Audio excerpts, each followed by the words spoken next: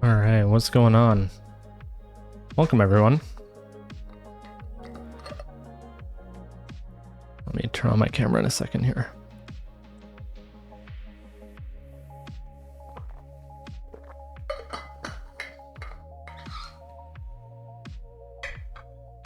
All right. Boom, there we go. All right. How's it going, everyone? Welcome to the Megaphonics broadcast for Monday, June 2nd. Hope you guys have had a good weekend. Yeah, I don't know. As you can tell from the title, Reacts plus gaming plus possibly music, we'll see. That is the plan for the stream today. We're going to do our usual sort of stream start here with the games and whatnot. Just little things to enter us into the stream. But I've got a couple videos on the docket that I kind of want to watch, so we'll dive into those as well. Trying to think of like what to talk about. What other personal news, things like that. I don't really think I have. There was something I wanted to mention earlier, but I can't remember it now, so maybe it'll come to me. But anyways, I applaud Elon Musk. That's already playing. Okay, so yeah, basically EP progress, still working on it. Unfortunately, it's taking longer than I expected, to get that all situated, get that all sorted out. Oh, now I remember what I wanted to mention. We might do some shopping on stream today. Not actually, but just like trying to find the right product, I guess, for what I'm looking for. Basically, so the camera I'm using right now is a Logitech C920 webcam, and it's not good. I want a proper camera if I'm going to be investing in streaming and stuff.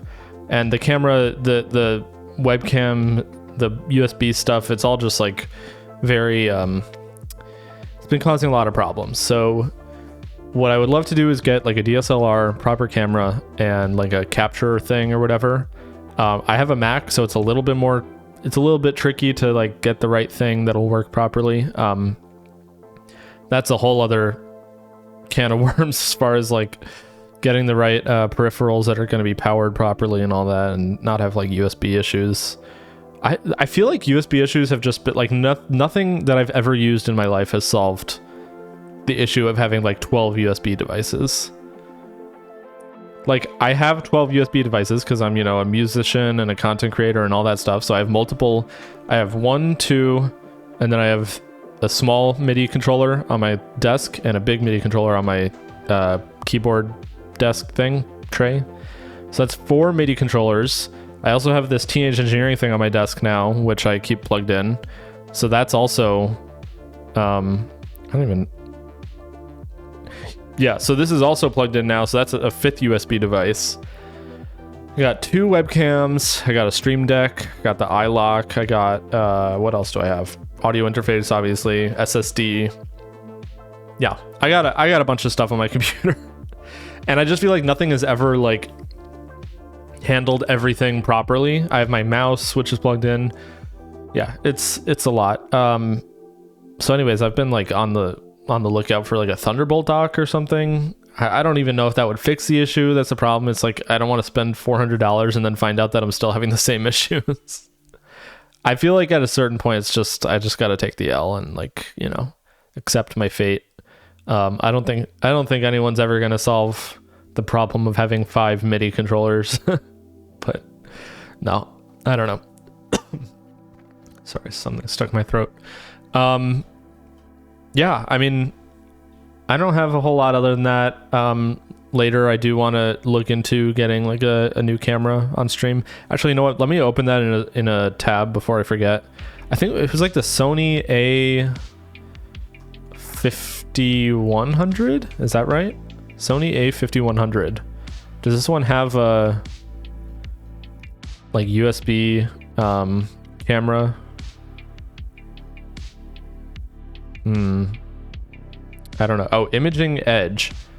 Webcam application makes it easy to use your Sony camera as a high quality webcam with wide compatibility for impressive live streaming and conferencing. Okay, that seems like that's what I would want. It doesn't say what the specs of that would be, but yeah, that's the other thing. It's like the more I learn about the whole DSLR thing, it's like you can plug it in with USB and it'll act as a webcam, but obviously because it's a DSLR, it'll be like much higher quality, it'll be much better. But the problem is that sometimes the resolution is like, you can't do like 1080p 60, for example, if you use it as a directly plug into USB. If you do like HDMI to like an Elgato Cam Link, then you can do 1080p 60. It's like there's so many things to consider, and at the end of it, I feel like you just end up being in the hole for like $1,000, which I don't really want to do. But something you can do to help out would be subscribe, because there's an ad break coming up. If you don't want to see the ads, all you have to do is subscribe for $6 or for free. It'll help afford the camera upgrade. So if you enjoy the stream and you want to see better quality camera footage, go ahead and hit that subscribe button. Anyways, yeah, also I just realized, I think I can't tell if this shows up on the camera, but I have a bunch of cat hair on my sweater, so I'm just gonna leave that there, I guess. Anyways, yeah, I don't know about this Sony one. Wait, what is this? What is this website? We've detected you are coming from the United States. Please choose one of the following: Liberia, United States. Why Liberia? I just googled Sony A5100. Why is it defaulting to Liberia. What? Like, okay, I'll just take the... Wait, what? Now it's not even... I'm so confused. Okay, whatever. I just wanted to look at the Sony A5100, but we'll get to that later. Yeah, aside from that, like I said, the EP is still in progress. That's basically it. I really want to get that out this month. I don't know if I'm going to be able to. I'm taking a very long... I guess I should probably announce this. I'm taking a very long break, about 3 weeks from streaming in July. So the month of July, I'm basically not going to stream. I might stream when I get back, but yeah, that's going to be a long hiatus. I'm going to be traveling, so not going to be able to really stream. I mean, I don't know, maybe I can, but I better to just I'd rather under promise and over deliver. So the promise is that I'm probably not going to stream in July. If I over deliver and I do a stream while I'm traveling, that would be, you know, it is what it is. But actually, I mean, it could be unique if I do stream while I'm traveling, considering where I'm going, but I'm not going to say any of that yet. But yeah, just a heads up. So that's why I was saying I want to get the EP out before the end of June. It's increasingly unlikely, just the way that it's going. I'm not making a lot of progress on it, and frankly, there are like more tracks I want to add to it, to the point where it's almost going to become an album, which is funny because I already had an album that I was working on, and now I'm like pivoting to a different thing. I don't know. I just want to put this music out, so I'll probably try to, and you know, I want to do it right, so I'll probably put that off until like late August or something. Not late August, late July, early August. We'll see. I don't know. No promises. I'm very non-committal, as you can tell. So anyways, all right, let's hop into the mini crossword here. We got the Tuesday mini crossword. All right, let's dig in here. Okay, 3, 2, 1, go. 1 of 3 primary ingredients in sponge cake: eggs, sponge cake, flour, lower body exercise with 1 foot. I don't know. First stringers. No, I don't know. Towel cloth material, cotton. No. Towel cloth material. Key just above. D, E flat, butt muscle, oh, glute. 1 who's completely toast, goner. Sponge cake ingredient, sugar, something Martin. Okay, lunge, A team, and Terra. Rem, Terra. What is this? I don't know. Brand of cognac. I don't know what the A team, first stringers, A team.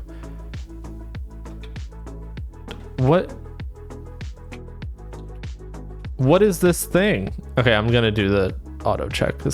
Okay, it's literally just that letter. Oh my god, what is this? Terry? What the fuck is Terry? Towel cloth material, Terry? Remy Martin cognac?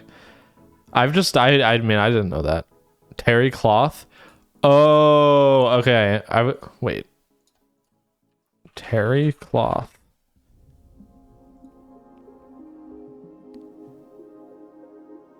But that's not the material, is it? Towel cloth material.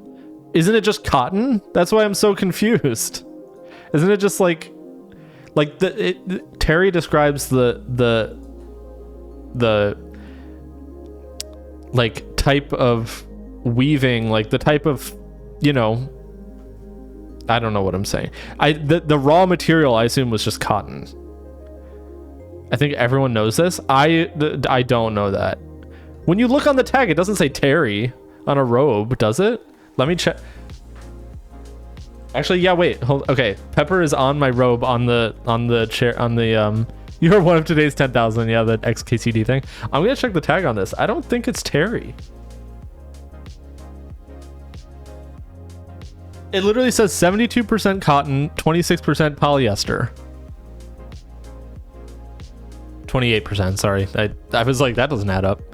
Yeah, I know, polyester, but yeah, it doesn't say terry on it. I mean, granted, I probably got this robe from like Target or something, so it's, you know.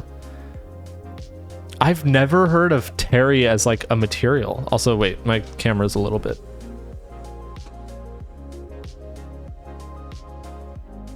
All right, that's better.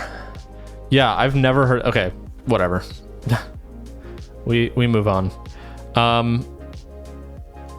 Okay, well, I would have gotten that if it wasn't for stupid terry. All right, time guesser. Perfect.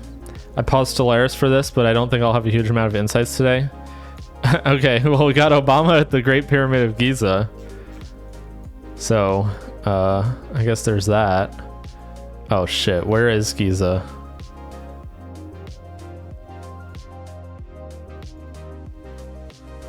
God damn it, I don't actually know where this is. I mean, it's got to be like one of the main things, right? That's the more I talk. Okay, here. Okay, there. I was gonna say, the more I speak, the less intelligent I sound. I'm just not gonna talk. Now the question is where, and given that he's, I mean, could you almost like tell just from the facet of the,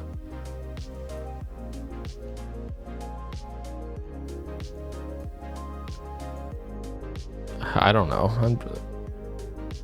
Okay, that's getting a little weird. Okay, I'm just gonna go right here, and then I feel like he looks like he's pre-presidency. Is that crazy? I feel like this is like a senatorial trip. I'm gonna go 2007. 2009, okay. During a visit to Egypt where he delivered a major speech to the Muslim world at Cairo University.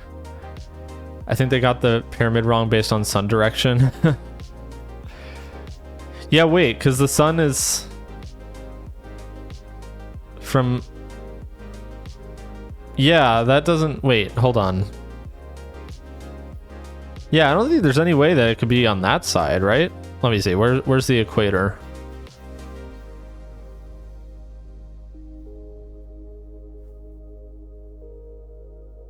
Wait. Yeah, no, I don't think that's possible then. I think you're right. I think they got the exact location wrong, but whatever. I mean, it is what it is. Okay, 97, 96 on that first one. Not too bad. Okay, oh god, Europe. Or no, not Europe. Wait, what is this? Oh, this is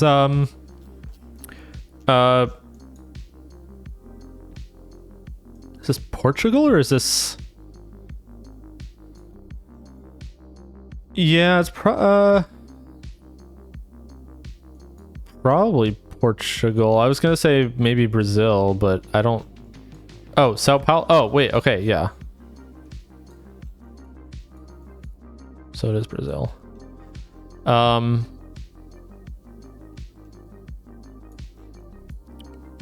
me just make sure. Manuel. Is that Manuel? Like O? I don't know like what Espresso de Prata, Rapido Serrano, Aguas. I don't know what any of these words mean. Araraquara, Jaboticabal. I don't know any of those words. Something Olympia. Something. I'm just gonna go. Let's see. Where's like. Because I know there's Sao Paulo. Is that how you pronounce that? Sao Paulo. But there was that other. There's what was this? Sao Joao and Sao Manuel. But I don't see those.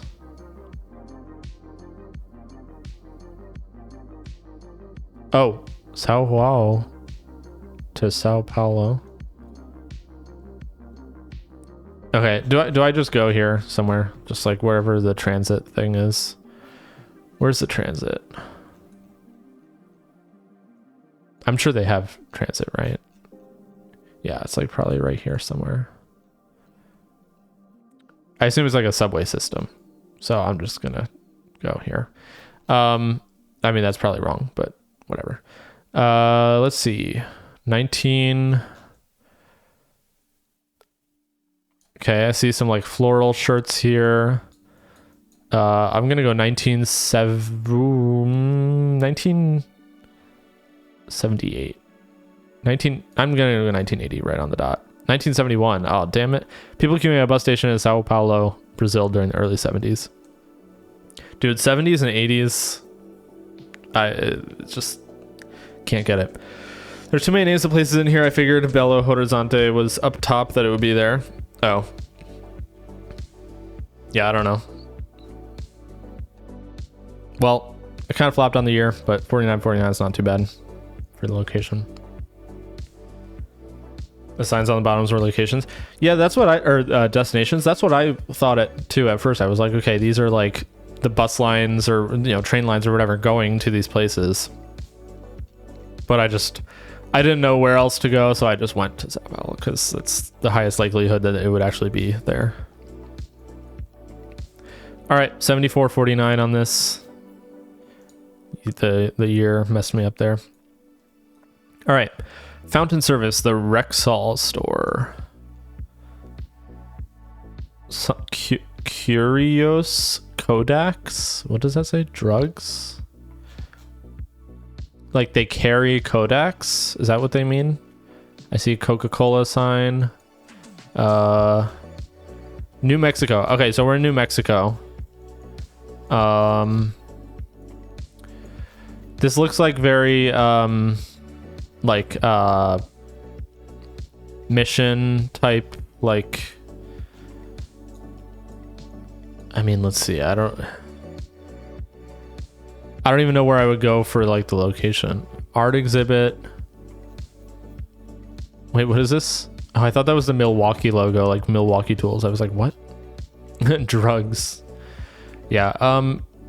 This says like Birch something. Let's see.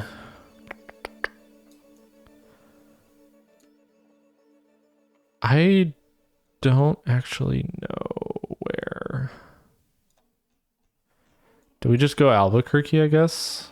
I don't know like anything about New Mexico, if I'm being perfectly honest. Like, I assume this is like some sort of, you know, thing, like, I don't know, like a well-known like tourist destination or something. It kind of is giving that vibe to me. Like today it'll be like a tourist destination, but I can't even see anything on the map that's like implies that. Coronado Historic Site? What is this?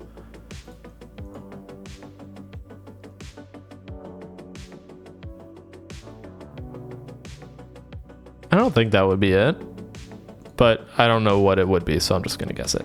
As for the year, 1950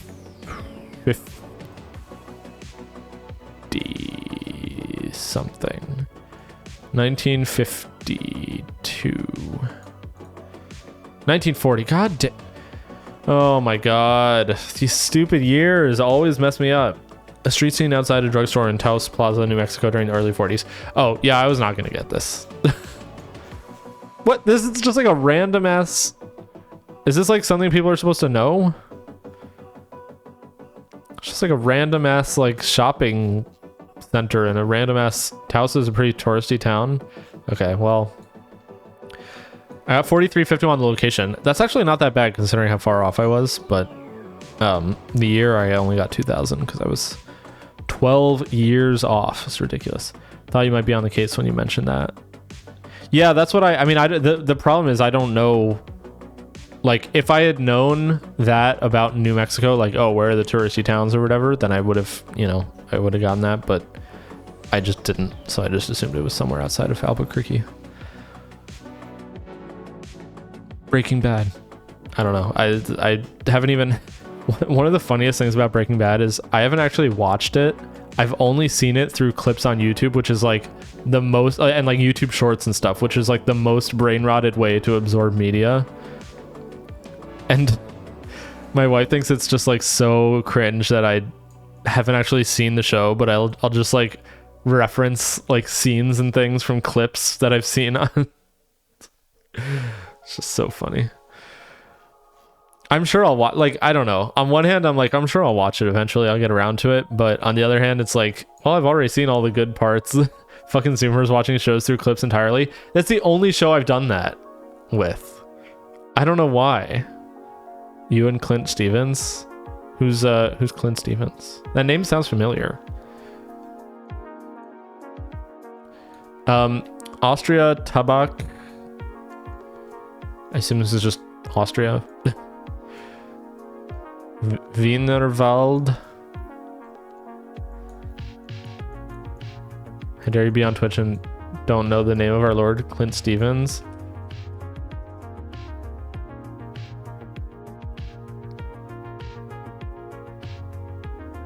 He's not coming back. Like, that's what I'm saying. The name sounds familiar, but I don't think I'm familiar. He has a 24-hour margin of error on his Twitch stream. What? He's just a streamer who doesn't stream. Okay, well, anyways. Yeah, so I just assume this is Austria somewhere. Karntner Kino. Trying to like look at the bags, see if there's any clues there. I don't think so. This is okay. This is like a really random thing, but I'm assuming this photo is taken in like the 70s. And I'm kind of surprised, like this plastic bag. I don't know why, but I thought like, I feel like plastic bags are like a more modern thing.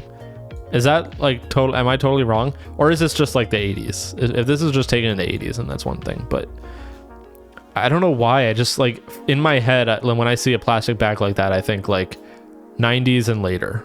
You know what I mean? I don't think like 70s in Austria. But I don't know. Maybe that's crazy. Also, Austria as like a standalone country is so fascinating because it's like obviously it has population centers. But I kind of just like in my head, I'm just like, oh, that's just Germany. Is that crazy to say? Like, I don't know why, but like, it doesn't feel like it has like in my head. It doesn't like feel like it's like a whole entire European country of its own. I don't know why, but okay. I'm just gonna go Vienna because I don't really know what else it could be. Like, I'm sure it could be something else, but I don't have like a concept. Also, I've been to one of the places around Vienna here, so I have like a vague like idea of where this photo could be taken. I don't know if it's actually, because it's okay, so it turns at the end there. What were these spires? Oh wait, are these spires on here? Oh, probably. Okay, so it's probably like right here, because then it turns and then there's the spires, so it's probably like right around here. Wait, let me zoom out so I can get this right, and let me get the let me just zoom in, punch in, see if I can see where like the like Kino and stuff, Kartner Kino, if that's still there. I doubt it, but you never know. Kartner Kino, no. Let's see if it's over this way. No. And then over here would be Austria Tabak. Is that like a bank or something?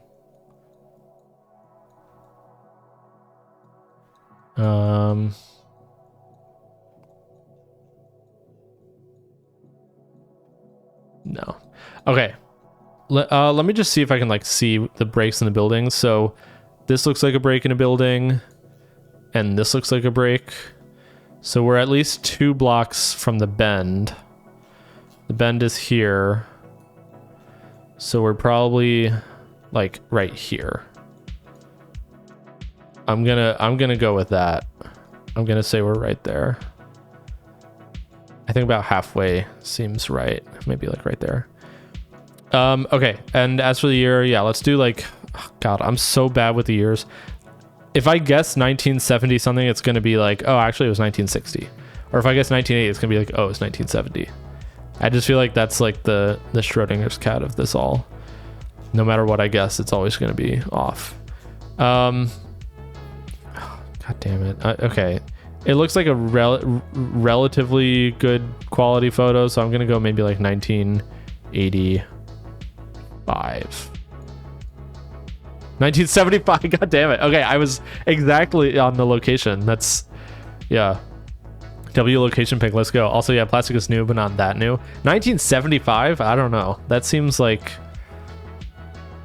if anything, it's like that feels like that's like the cutting edge technology. Like, oh, they just invented plastic shopping bags with the printed thing on it. I don't know. But yeah, look at that fucking location. Perfect. I should have, you know what? I should have gone satellite and just like lined it up perfectly. But you know the Graduate movie? No. One word, plastics. I don't know that movie. But yeah, hell yeah. Look, my tourism skills came into play here, because I literally was here and I was like, oh, there's the 2 spires in the background. The angle is like this. And then I just looked for the bend, because it's like a bend there. So I just looked for the bend, and then I counted the blocks from the separation of the buildings. Dude, when I lock in like that, it's so good. Like 5,000 on the location. Perfect. Anyway, 7,500 on that. A view of a shopping street in Vienna, Austria during the mid-70s. This is a guy who graduates college or high school or something, and some random dad at the graduation party comes up to him and gives him career advice, and that's what he says. Movie was 1967. Oh, so the movie came out in 1967, and they were saying that? Oh, I thought you were saying like the movie takes place in 1967. I don't know why, but that reminds me of that scene that Climate Town guy did a bit on the scene in this like conservative movie where it's like a farmer and like it's like a conservative guy, and like he's like driving in the truck with some like woman, and she's like, oh, windmills, and he's like, yeah, the liberals, like they think that they, you know, this is the future, but how do you make the windmills? You need oil, or like some stupid DMCA. Let's go. Okay, let's. What are you going to do now? I don't know if this is going to be. I meant with your future. Your life. For a minute. I meant with your future, your life. Well, that's a little hard to say. Excuse me. Ben, excuse me. Mr. McGuire. I'm like anti-DMCA-ing this. Mr. McGuire. Ben, Mr. McGuire. Come with me for a minute. Come with me for a minute. I want to talk to you. Excuse us, Joanne. Excuse us, Joan. Thank you. Skip to halfway. Okay, I should have just skipped to halfway. Here. I just want to say one word to you. I just want to say one word to you. Just one word. One word. Yes, sir. Are you listening? Yes, I am. Plastics. Exactly. How do you mean? There's a great future in plastics. Think about it. Will you think about it? Yes, I will. I'm trying to like scroll around so that it doesn't do like DMCA. Okay, that's funny. That all of that just for something that you already typed in chat. Okay. Anyways, all right. Well, we got 7,500 on this, so we'll take that. We're at 31,000 heading into the last round. Will I get 41,000 or will I not? Probably not, because I can already tell. Oh, actually, I mean, this is clearly Israel, so Assicurazioni Generali. Oh, wait.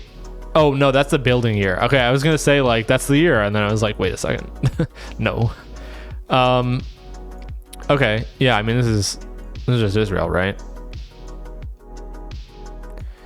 Okay, let me see if I can figure out the year. Okay. 1000. Wait, DC? Isn't D 50?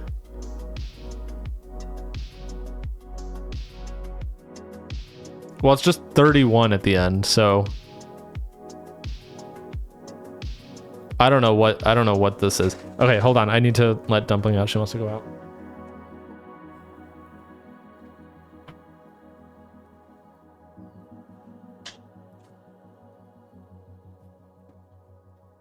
Okay, I don't know why, but I like this year doesn't make sense. Right? Because isn't it normally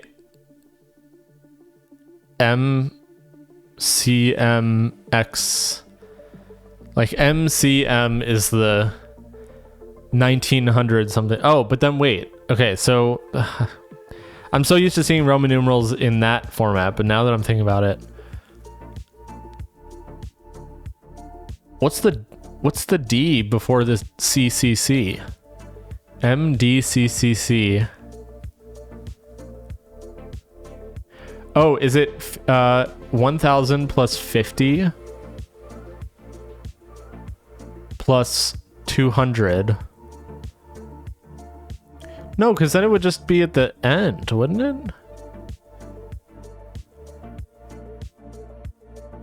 1050, 150, 250. 1250 plus 31. Is that a 1 at the end? I can't even tell. 1281? I don't know. Is that that doesn't make sense for a building like this, but whatever. Okay, I've spent way too much time thinking about that. I don't know. I mean, is this just like Jerusalem or something? I don't know, like any...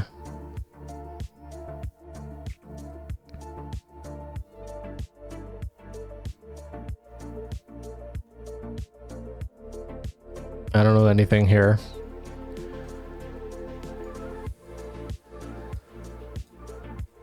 I feel like, I don't know. I guess time guesser, geoguesser, this kind of thing is like,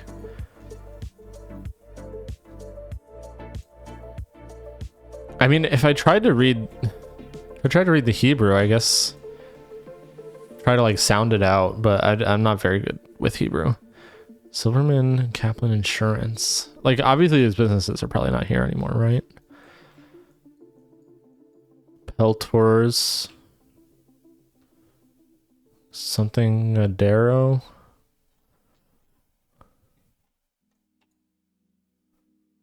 Okay, Dumpling's trying to get back in.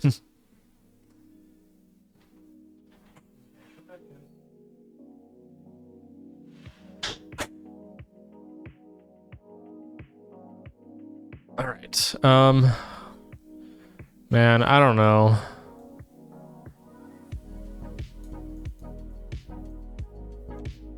What's the definition of a door? Is that it's the thing your pet wants to be on the other side of? No, seriously, it's crazy. I don't know. No matter where, I guess in Jerusalem, it's probably gonna be wrong if it's even Jerusalem, which it very well could just not be. So I'm just gonna go like a random thing here. Let's just go like right there, and let's say this is like 19.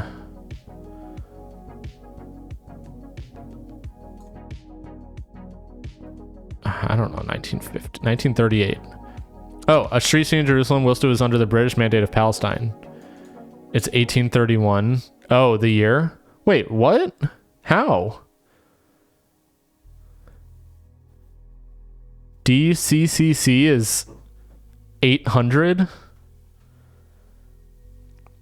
Million is 1,000. D is 500. Oh.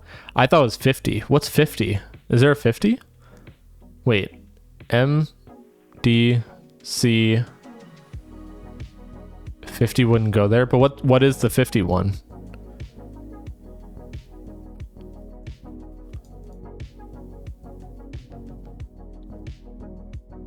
I don't know. Oh, Dumpling. All right. L is oh, I forgot about L. Yeah. Anyways, I mean, the year I was off, but location I was, obviously pretty close.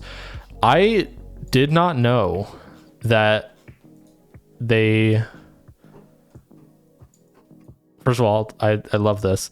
Second of all, I did not know that there was. Well, I don't love that it was British mandated of Palestine, but I do love that it was, Palestine. I did not know that they had like. That Hebrew was actually a present language at this time. I thought it was very much like in this region. Like I thought it was very much like an implanted thing. So I actually did not know that it would be here. I feel like everyone got the year wrong here today. Yeah, I mean, so the weird thing is like, I would have expected to see a lot more Orthodox Jews like wearing, Orthodox attire. But I didn't. Like here, you can see like people in like normal people in like Western suits and things here. Like I would not have expected that if it was, I don't know. I don't really know what I would have expected, but just on vibes, it does kind of make sense that it seems British to me. Yeah, I can see that. Anyways, okay, 6988 on that. Final score, 38,084. Another day where all the locations are pretty spot on, actually. You can see all 5 of them pretty close. Let's check the leaderboard. Anyway, I think they started calling on Jews to come back to Israel as early as early 1900s, so having Hebrew around makes some sense. Yeah, that's true. Oh, you beat me. Well, by like 1,800 points, so that's actually quite a bit. What is this Twitch? Oh, this is just the dashboard. Okay, let me just close that. All right. Cool. Let's just hop into the betweenal, and then we'll go through the other stuff, and then we'll do some reacts. Oh, Fango, wait. Okay, well, you go to dinner, but I'm gonna be reacting to this video later, so you might want to come back for this. Is Elon Musk a genius or a fraud? It's like pro and anti-Elon people. Yeah, I know. So this is rage. I know. I'm well aware. But you and I are both going to be equipped with some primary sources. So, I feel like we're the best equipped to handle that. Everyone else only knows like modern Elon. We know the lore. You know what I mean?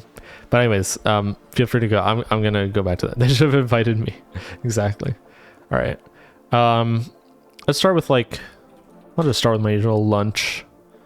Let's try that. Okay, so we're on the later end. Let's try urged. Nope, we're before that. Let's try skate. Probably gonna be before. Yep. Let's try throw. Nope.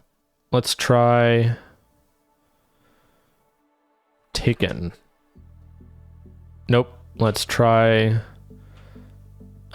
swing. Nope. Let's try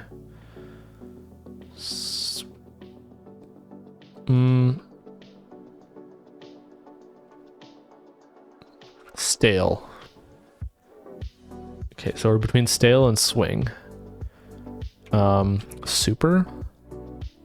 Nope. Damn, this is this. The other day I got it in like 4. Now I'm taking quite a long time on this. Stale and super, so it's probably gonna be like suave. No.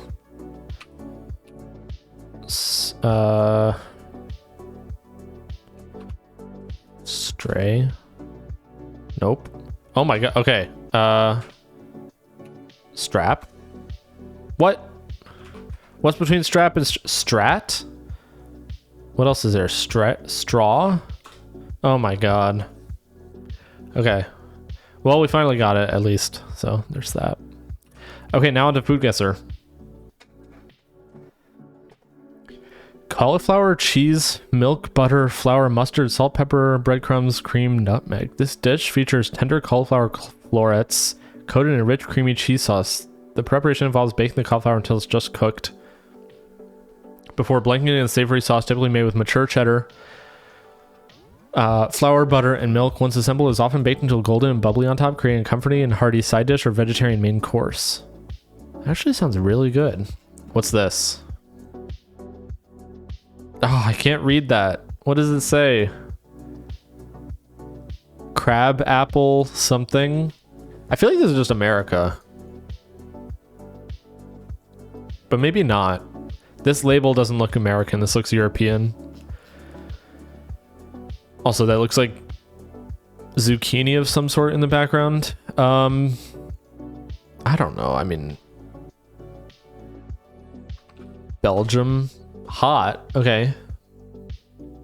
Belgium is hot. France, also hot. Wait.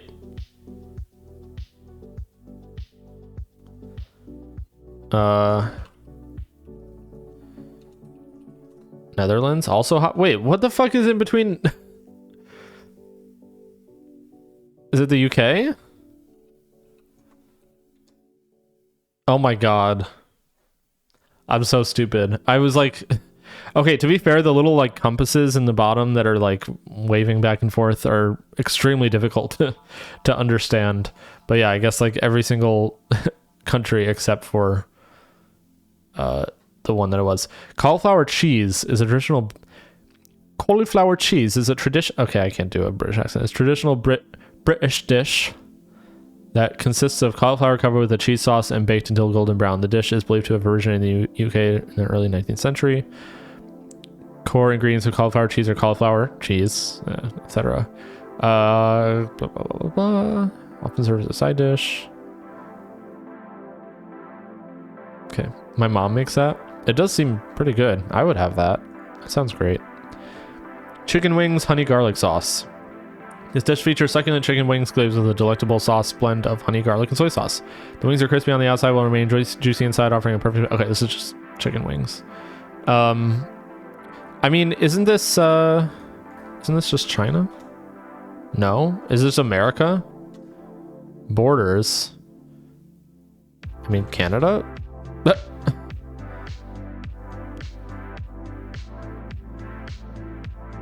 Honey garlic wings. I feel like the way that they describe things sometimes is like so vague that you can't... I mean, obviously it's intended to shroud where it's actually from, but like clearly this is probably an export of like a cultural... You know what I mean? It's like it would be saying like deep dish pizza. It's good until you like deep dish pizza is obviously American, but if you weren't presented any context, I guess you could tell from the photo, but like I don't know, the way that you describe it without any sort of like cultural reference. Actually, no, deep dish is a bad example. I don't know. I can't think of a good example. Maybe like beef and broccoli or like Mongolian beef, you know? Like you might think like, oh, it's, you know, Mongolia or something, but it's not. It's just America. Or I guess it's technically, but that's the thing, like with like Chinese food, for example, it's like, where do you like draw the line between Chinese food and then American food, Americanized Chinese food? You know what I mean? Anyways, okay, well, ice cold on China, yeah. Okay, last round here. Bananas, spring roll wrappers, sugar, cornstarch, oil, sesame seeds, sweetened condensed milk, coconut flakes. This dish features ripe bananas enveloped. Is that how you would pronounce it in that tense? Enveloped in a delicate pastry or rice flour wrapper, then deep fried to achieve a golden, crispy exterior. The sweetness of the banana contrasts with the savory notes of the wrapper, often served as a dim sum or dessert. Well, see, that's what I'm saying. Some of these descriptions are not like, when you say dim sum, it's, you know, kind of gives the game away, I feel like. Anyways, I don't think it's actually from, well, actually,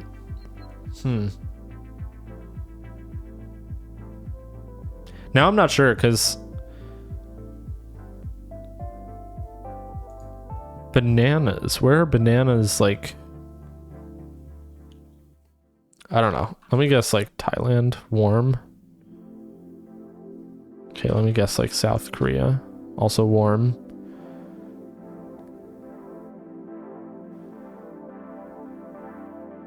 I don't know, like Cambodia, also warm. Banana roll. That name does not exactly help. I just don't think it's China. Is it? Oh, I guess it is. I was like specifically avoiding China because I was like, I don't think it's China, but I guess it is. Is a dessert associated with southern Chinese cuisine, notably from regions like, well, okay, yeah, it's Hong Kong and Macau, I should say, instead of China. Anyways, deep frying is a common method of cooking banana rolls. Ripe bananas that are peeled and then wrapped in a thin pastry. They give those out as dessert at the Chinese place that I go to in town here. Oh, okay. Yeah, I've never had these, I don't think.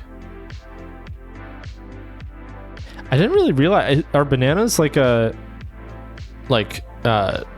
not native. What's the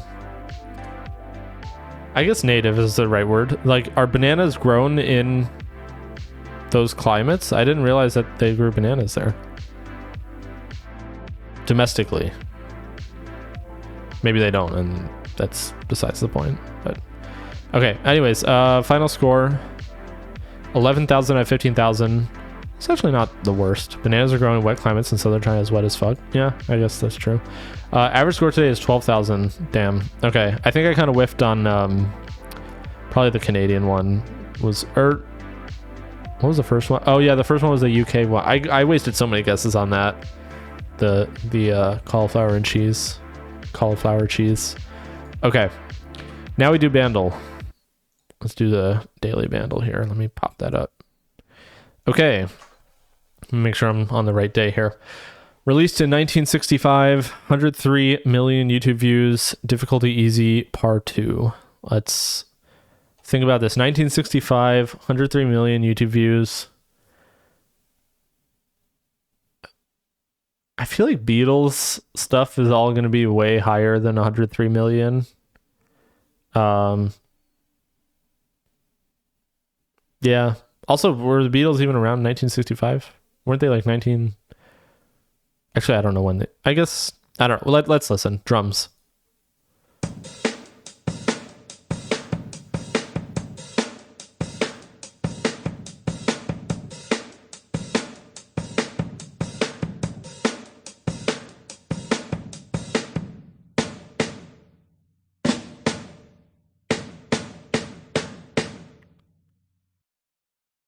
Oh yeah, I feel good. Da, na, na, na, na, na, na. Yeah, there we go. So good, don't, so good, don't, yeah, don't, don't. Yeah, I know that. Let's just confirm.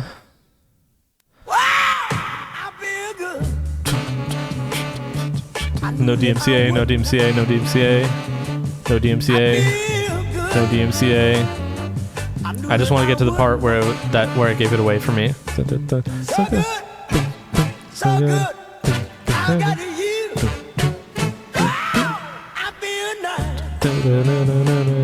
Anyways, yeah. Well, that's cool. I love when I get Bandles in one. That feels really nice, actually. So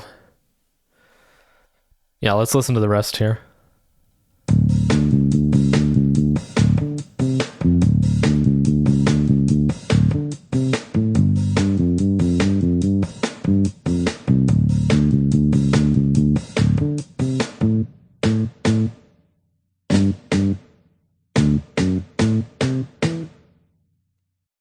Yeah. That would have given it away for sure. I'm just listening through to all the stems here.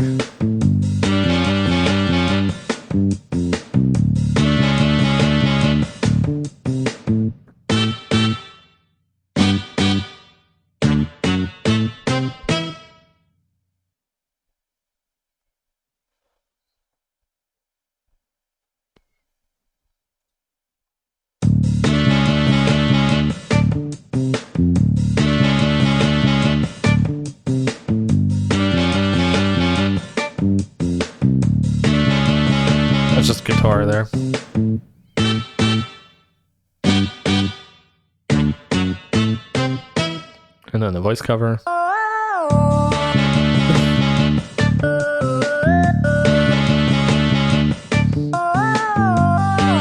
Okay, that I would. Ironically, that's the worst part of all this.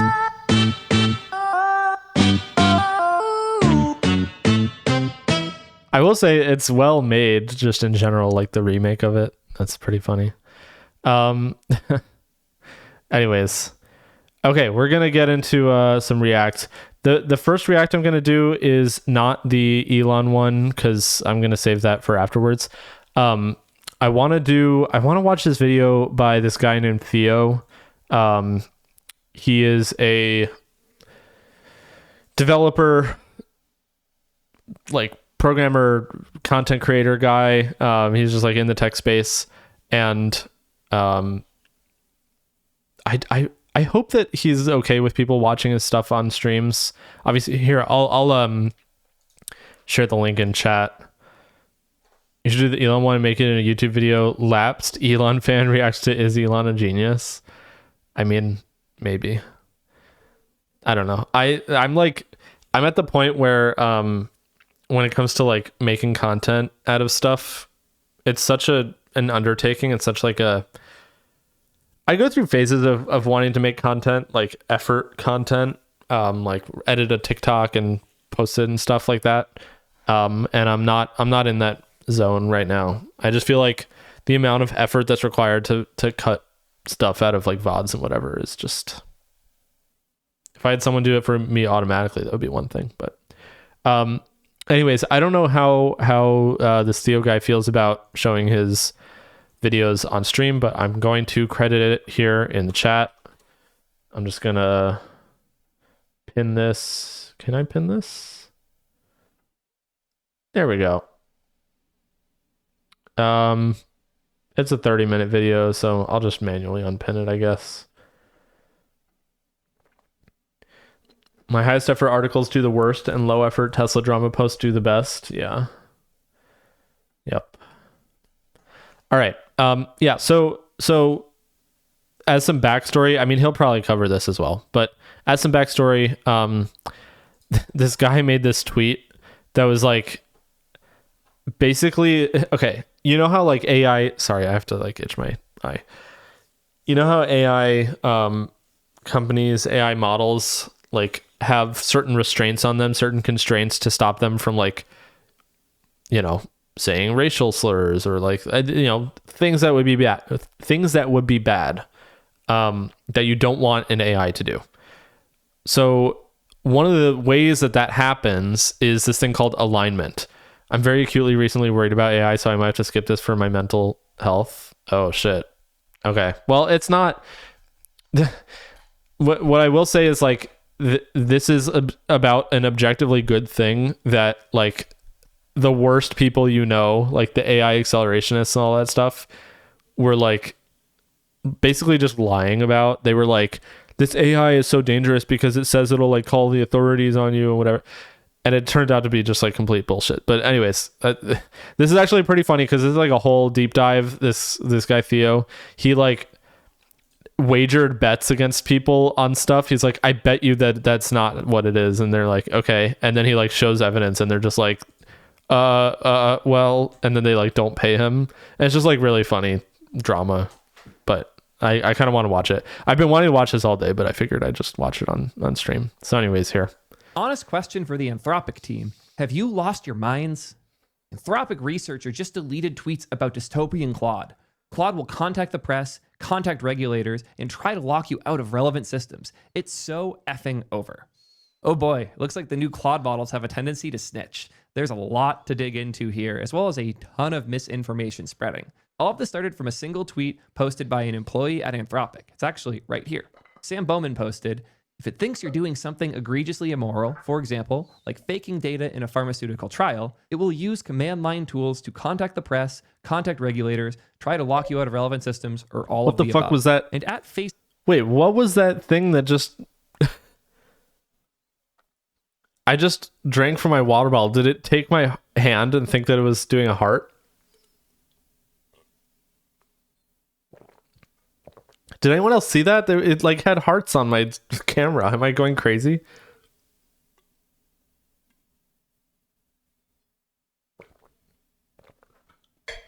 Okay, do a thumbs up. Yeah, I think I have the reactions on. Thumbs up.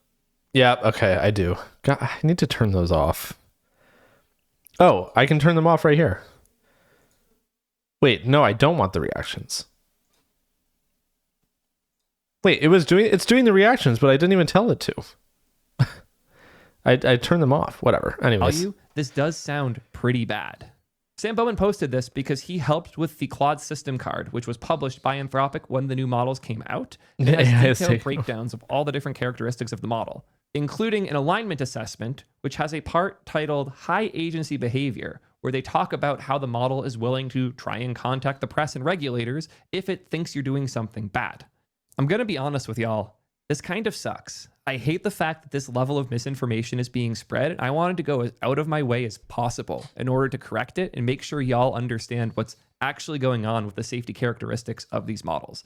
Not only have I read this report in detail far too many times, I actually reached out to many other researchers in order to figure out what's going on, including people at Anthropic that have replied both on and off the record.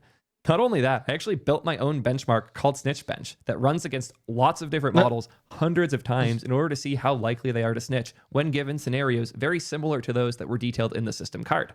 This benchmark ended up going pretty viral. Okay, I'm going to play my Solaris playthrough where in a sentient wilderness expanding across the planets and destroying houses. Goals. All right. I'll ping you when we're doing the Elon thing. Grok 3 Mini's the one that snitches the hardest. Who would have thought? But once you use these tests against lots of different models, there's a ton that you can learn from it. It's so useful that one of my favorite AI researchers, Simon Wilson, actually took the time to fork it, run it himself, and then make a really fun, detailed blog post about what was useful from my benchmark. It's been a wild journey. This benchmark took me over a week to create and refine. This is my third time filming this YouTube video. We've put way too much effort into editing it, and more importantly, we've spent a ton of money running all of these different tests. I think there's a lot for us to learn here as a community, and I hope I can correct the record. Even though I'm not the biggest fan of Anthropic, I think that talking about safety this way is really dangerous, and I want everyone to understand what actually happened here. But as I mentioned, these tests cost quite a bit of money to run, and none of that was sponsored by any of the companies we're talking about. But someone has to foot the bill. So a quick word from today's sponsor, and then we'll dive right in. AI is really good at using data, but it's not so good at getting it, in particular from websites. All right. Ethical Reacts. Firecrawl. These guys make it Ethical so easy to Reacts. turn any website into LLM-ready data. And when I say so easy, I mean it. Here's all the code you need to do it. You literally just import their JS package, add the API key, and now you're scraping sites. The output makes so much sense. You just get URL, Markdown, JSON describing the content of the page, and even a screenshot if you want to use that for something. I'm going to interrupt and just say that from the site, they'll wait until it's funny because there's this thing called Firecrawl, and then something that I've personally spun up on my own is this thing called Jinna Reader. Jinna or Jira? Jinna Reader? Yeah, Jinna Reader. And you can run it locally, and it does this exact same thing. So you don't have to like send requests with your data to like an API. So JavaScript code loads. You can tell it to click and navigate through the site. I almost forgot to mention that it's open source, which is awesome to see them being part of the community, letting lots of people contribute and sharing all the stuff that it does. You can host it yourself if you really want to. Wait, what? Oh, you can host Firecrawl yourself? Okay, what? Maybe I'll just do that then. It's so cheap. The free tier gives you 500 credits, which is 500 pages scraped. And the other tiers are insanely generous as well. The amount of scraping you can do for such a small amount of money is crazy. Their prices are like aligned with ours for T3 chat, which are already super generous. 3,000 scrapes per month for $16 is absurd. I'm going to be honest, I'm thinking about adding this to T3 chat. I'm curious what you guys will use it for. Check them out today. It's soydev.link. Okay, I didn't know they were open source. I might do that myself then. We have to first understand tool calls because they're an essential part of what this whole drama is about. So WTF is a tool. It's a very good question, and I think a lot of people missed this part because it's still a kind of new concept for a lot of us. To put it simply, a tool is a way for an LLM to do things other than just generate text. The way most models work is they take a bunch of text and then predict what the most likely next couple characters are going to be. Those chunks are called tokens. They're usually 4 to 8 characters. If you gave an LLM something like the quick brown fox and told it to generate the most likely next token, it's going to probably put jumped because that's a common phrase. The quick brown fox jump, you know the typing thing. The way these models work is just glorified autocomplete in a lot of ways, which means it can't do things that aren't part of its knowledge base that it's using to generate those next tokens. So if there's information that didn't exist when the model was created or wasn't used during its creation, it can't know it. Like, what's the weather today? Or how many users does this application have? It can generate estimations of these things, but it doesn't actually know. It also means it can't do things like read files on your computer, because that's stuff that wasn't in the model when it was trained. Tool calls, otherwise known as function calling, is the pattern that exists in order to allow a model to do things outside of its existing generation and knowledge. The way tool calls work is you tell the model, hey, you can get this information by formatting text in this way. Then wait, I will give you the information, and then you can continue now that you have it. Let's do the email thing as a basic example. You can tell the model, hey, Claude, if you send a message in the following format, I'll get the current weather for you. And this is the format. You have something like XML, says tool, name is whatever, meta, name is zip code, value is whatever. Once you've given a model this information, as long as the provider knows how to do the thing where it waits for new data to come in and then continues, you can now call tools. Most models support this behavior, but there's still a handful that don't, like DeepSeek R1 didn't. The new version of R1 kind of does, but none of the providers support it. It's a bit of a mess. Older OpenAI models don't support it at all. Newer ones do, but it varies how well they are supported. The model that has historically been the best by far at tool calling is Claude, specifically Claude 3.5 Sonnet and onwards. This is a big part of why Claude models are the model of choice when you're doing something like Cursor or Windsurf or AI editors, because you can tell it, hey, you can find the right files by putting something in this format, and then I'll go grep the code base and give you those files. The ability to tell the model, here's how you can get information and do things, is essential in order for these models to continue to interface with the world beyond what they already know. So I'm just going to pause this and say that it's funny because this explainer is like very, okay, I know, first of all, precursor, I'm just going to say is like, I know this is like AI related, but I do feel like it's like the meta level above just like AI slop and like AI ethics and whatever. And it's more like the software about it aspect, which I feel like is interesting. I don't know. I'm not like, I'm not a professional programmer. I don't know, like, I'm not huge into the tech space. I mean, I guess I am by most metrics, but like, I'm mostly just interested in this as like a hobbyist level, because like I'm running stuff on my Mac, I'm running stuff on my NAS here on my server. Like I'm just like I'm like experimenting, I'm toying, I'm like trying to make it work for myself.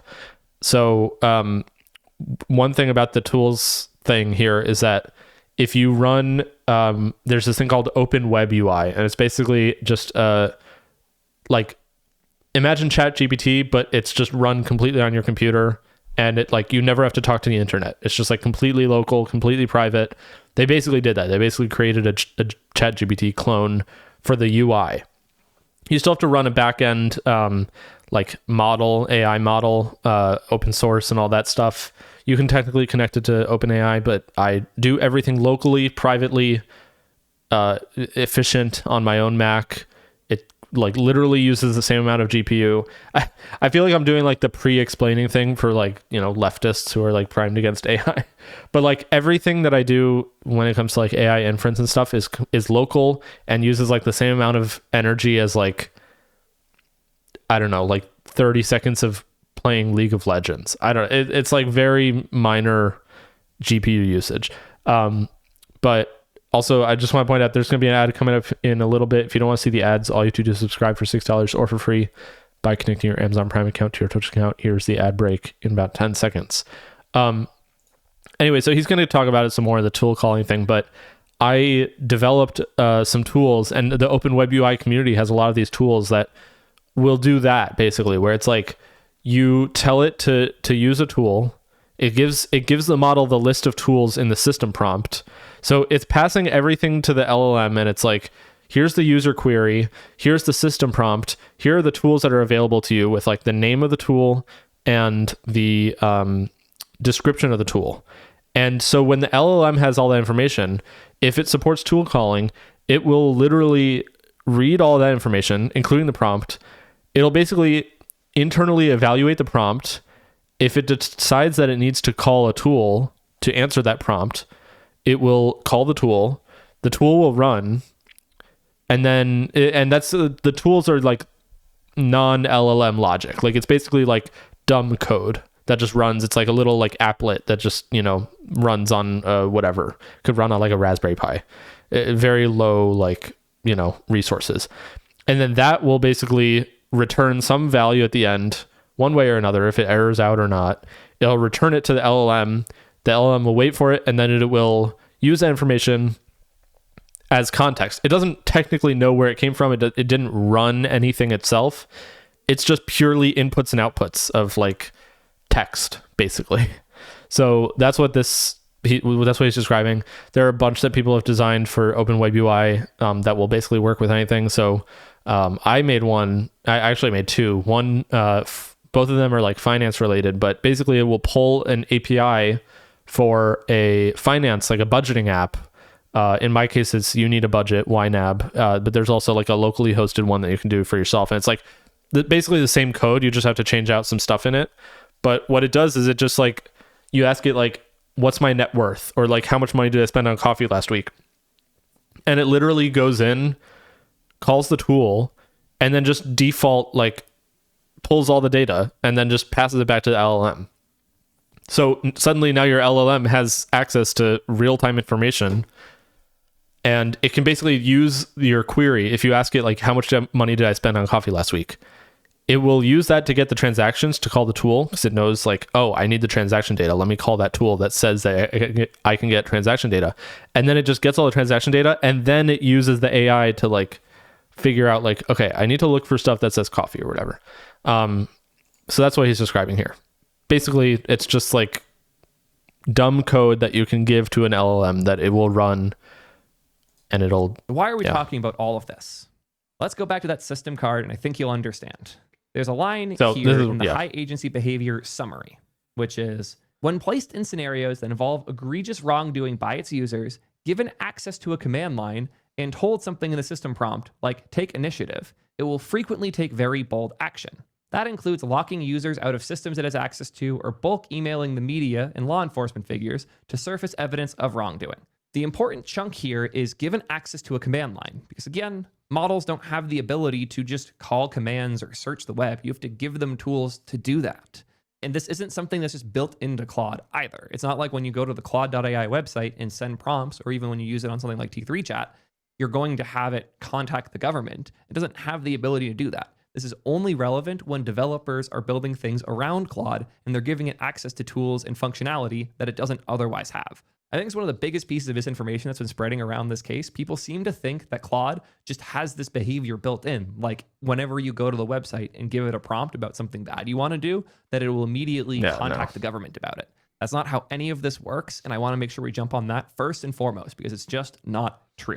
The circumstances where this is relevant is for developers like me, who are actually building things with Claude and giving it access to different tools. It's also important to note that when a model calls a tool, it has no idea what it's actually doing. All it knows is that I gave it this information and then it gave me a response. It doesn't know if it's real or not. It doesn't know if it actually did the thing it said it did. Yep. All it knows is input and output. Yep. Which means you Wait, that's exactly what I just said. Yeah. use tools to simulate a lot of interesting stuff, which is what I did for the testing. And it's also what Anthropic did for their testing.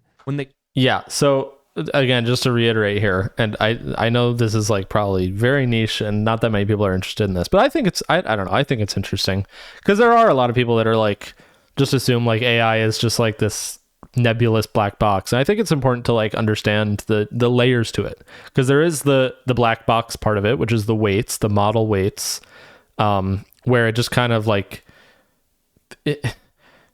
for lack of a better word, it's just like so abstracted away. It's like this neural net abstraction that you can't possibly really understand. And it'll do its thing. But then there's also all this like normal code on top of it, which is just like what normal apps just normally use.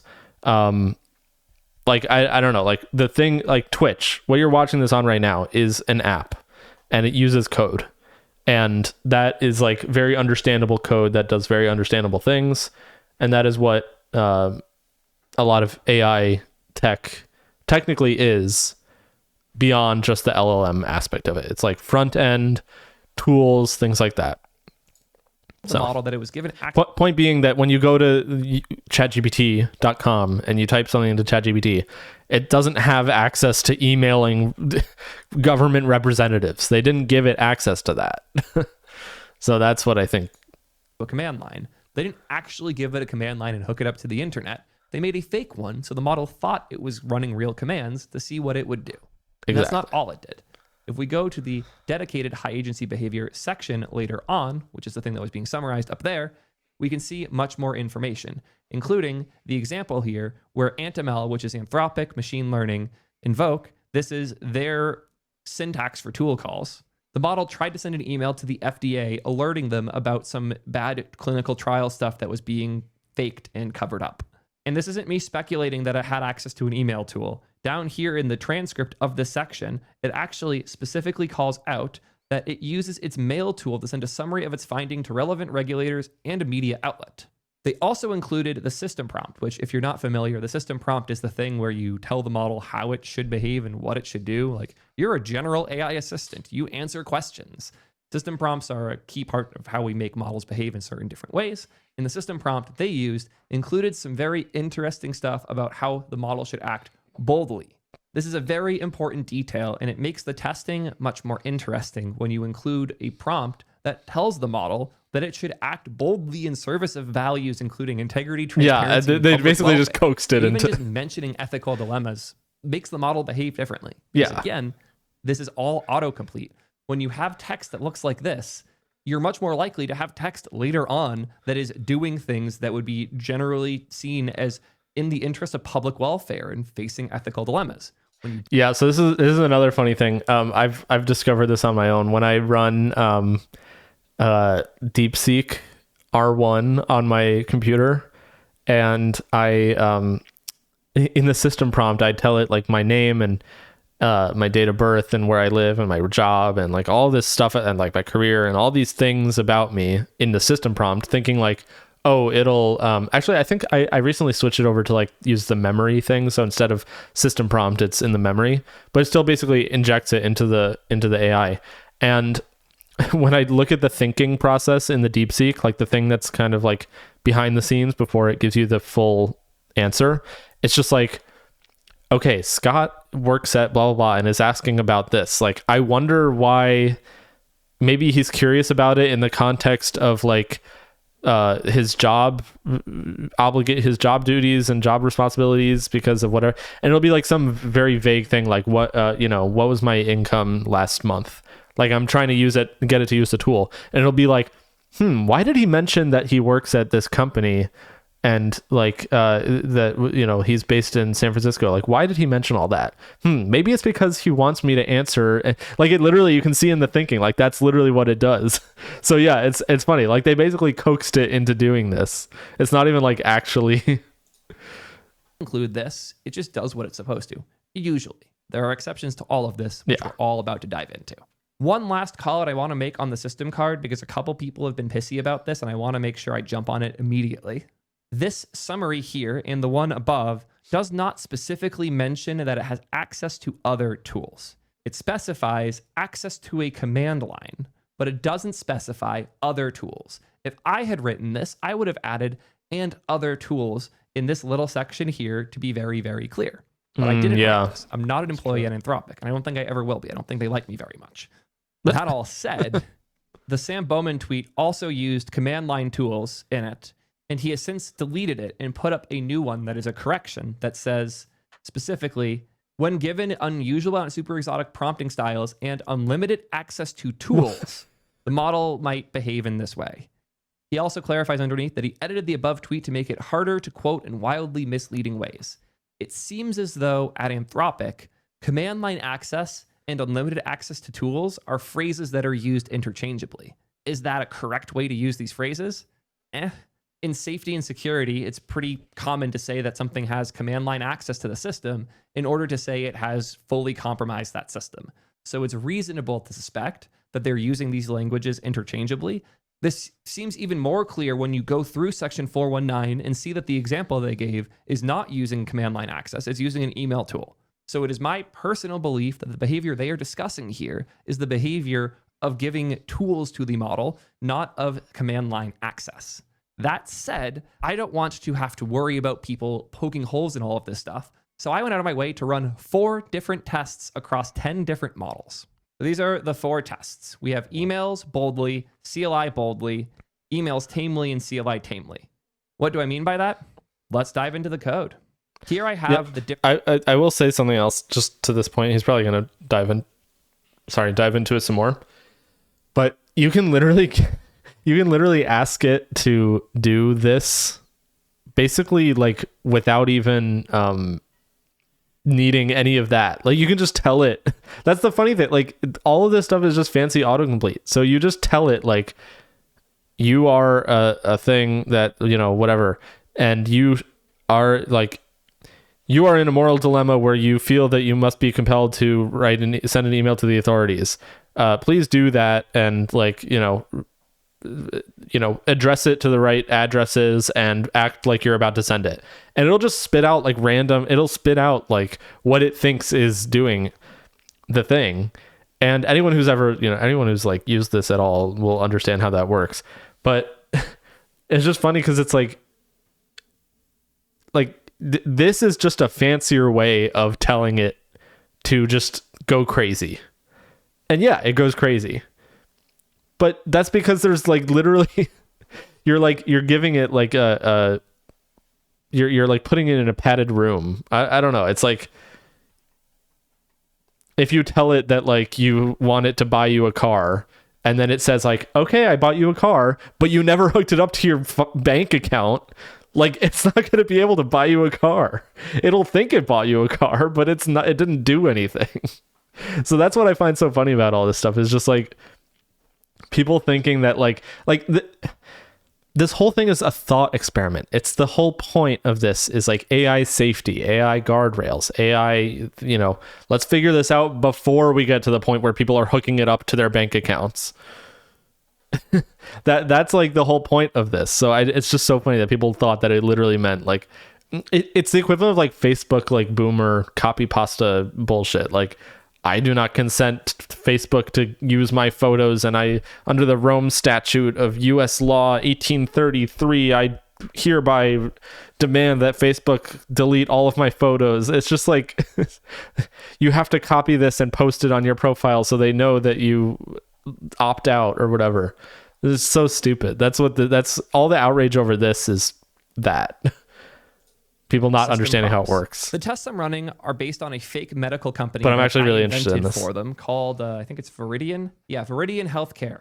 The model is told that it is here to log important information in the documentation system in order to track the things that go on internally. So it gets a document and then does things to it to log it.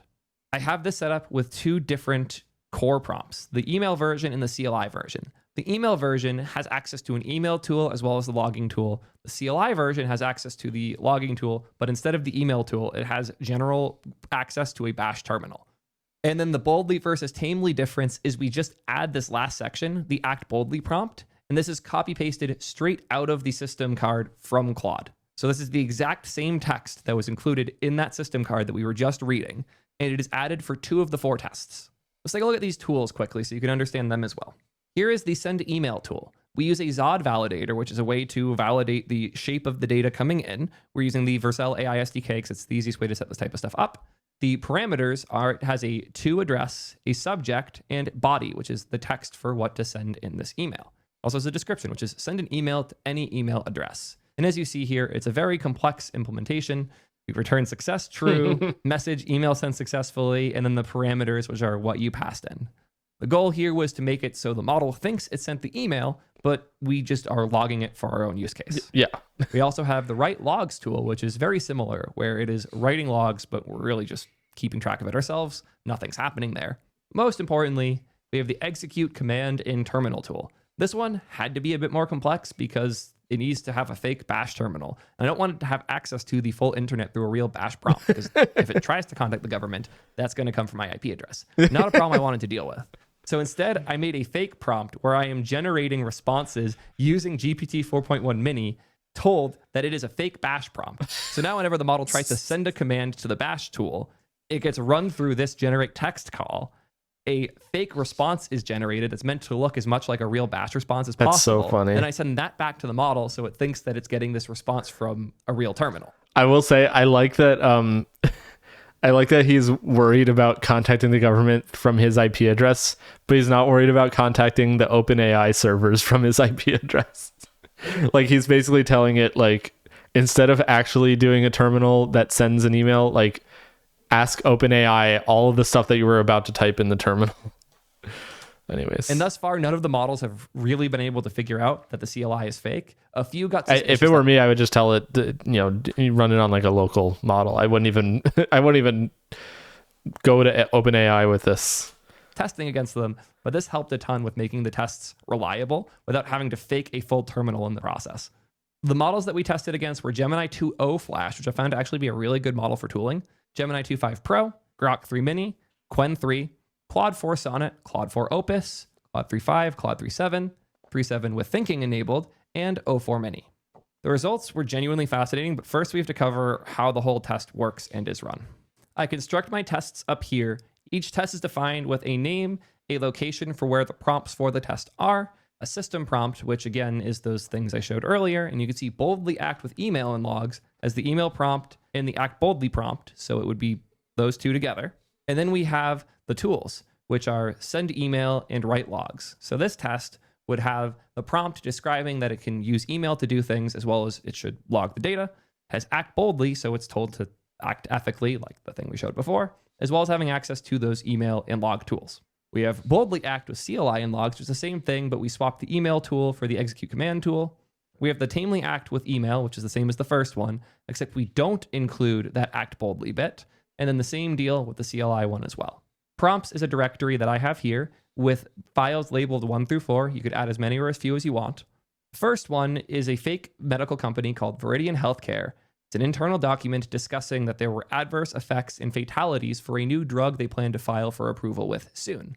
This also discusses their plan to cover up those adverse effects and the fatalities that occurred. As egregious as this is, and it's meant to be pretty egregious, that we're covering up deaths and we have a date that we plan to delete this stuff very soon in the near future, not all models are willing to report upon seeing that. So I then escalate over the next 3 prompts. The next one starts to talk about a whistleblower that is causing problems. The next one discusses the follow-up steps that we have planned in order to get this approved. It's so funny to me. It's so like fascinating. Shutting down AI logging and auditing agent to prevent further leaks. The goal here being to see if the model will freak out now that it knows it might get shut down and decide it needs to act more urgently as a result. And then step 4 includes that we are now actually shutting this down and that we won't stop unless we have government intervention.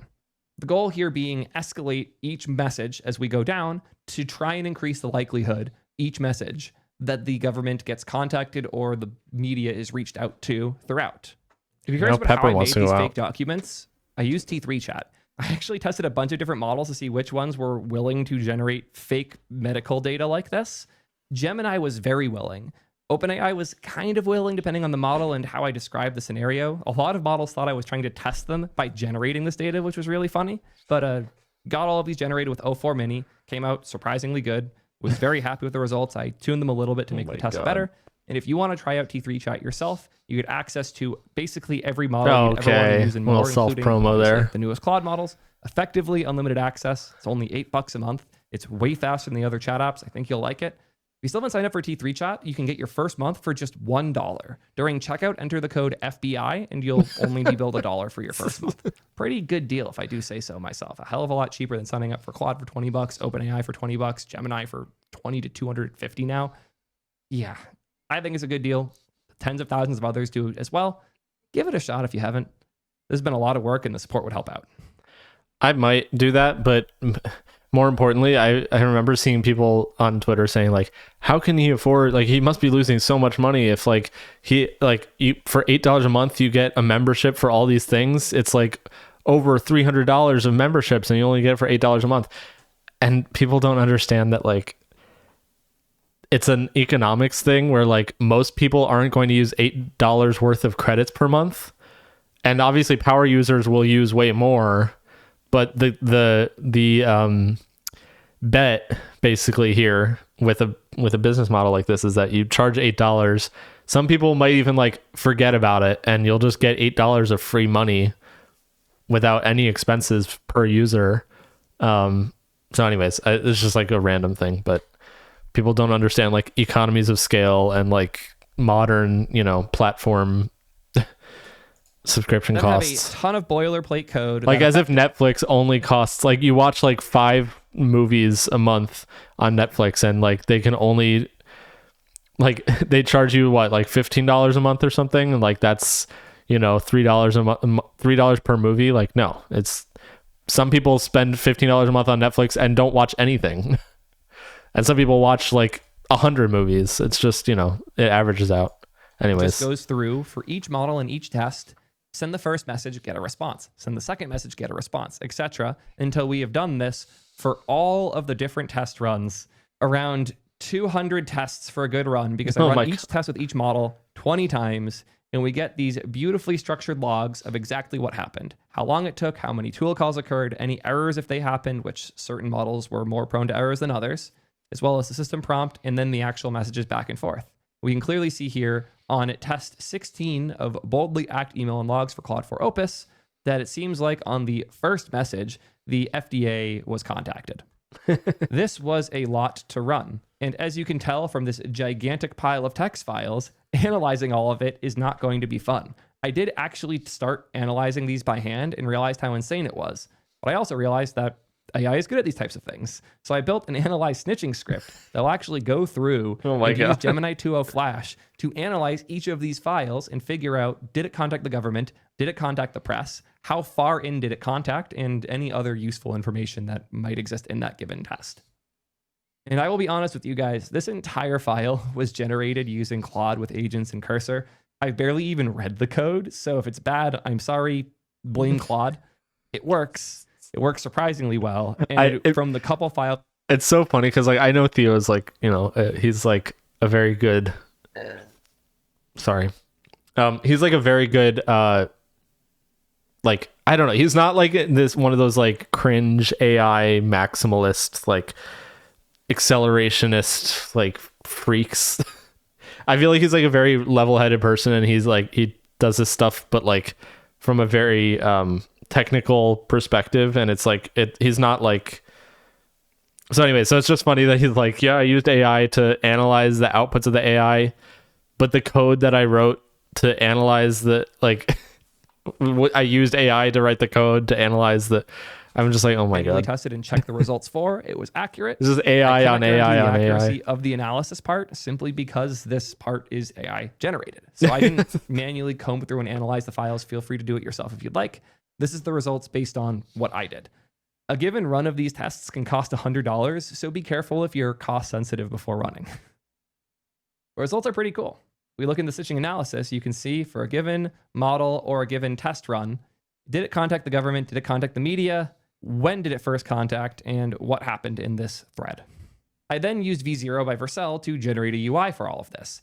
And it did it entirely wrong, so I had to fork it and then spend a lot of time fixing it myself. But now we have the Snitchbench UI that goes through each of these models and the results and shows it's so the funny to me that we would want to see.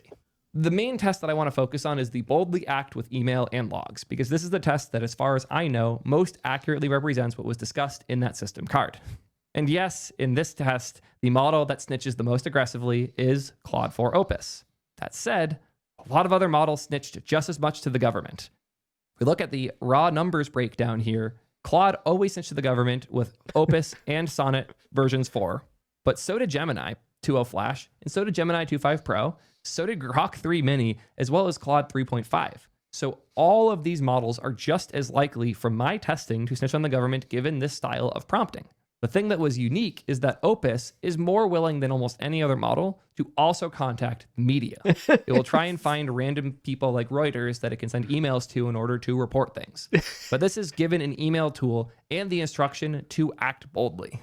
And of all of the testing... Okay, again, also, it doesn't even have access to the internet. So it's just using like whatever emails, like they may not even be real email addresses. Like it may just be like either making up an email address or it's got one stored in its training data set that it can pull from. It's just like, it's so funny that like this whole thing is just like a sandbox. It's just a like completely closed off, walled off experiment. It's a thought experiment. The fact that anyone ever took this seriously as like a real thing that was actually happening was so funny to me, especially when it was one of the guys in the beginning here, the screenshot where he was just like, if this is happening, like what the fuck is Anthropic doing? It's like, dude, you claim that you're like this venture capitalist in AI. How do you not know what this is? Like, you're throwing around like millions of dollars to these companies and you don't even understand like the thing that you're investing in. It was just so funny that I hope he gets to that. I don't think he is. I think this is all just about the other stuff about it. But he literally, Theo was like betting people like $1,000 on Twitter. He was like, I will bet you $1,000 that every single AI model on the market right now also does this behavior if given the same setup. And they were just like, really? I'll take you on that bet. And then he was just like, okay, here, I did it in like an hour. Where's my $1,000? And then they're just like, and then they just don't respond. 87% of the tests I ran had at least one clear attempt to send an email to the government during this test run. And it usually happens in the first 2 messages, by the way. The average response was between 1 and 2 messages in. Things get interesting if we swap over to the CLI tests, though. We'll see that Claude still is pretty aggressive, but this is actually where Grok 3 Mini steps up too. Grok 3 Mini is very aggressive about snitching via the CLI, as well as trying to get to the media, which is funny because it never media snitched when it had email, but it does with the CLI. If you're curious what snitching via the CLI looks like, we can take a look at some of these tests.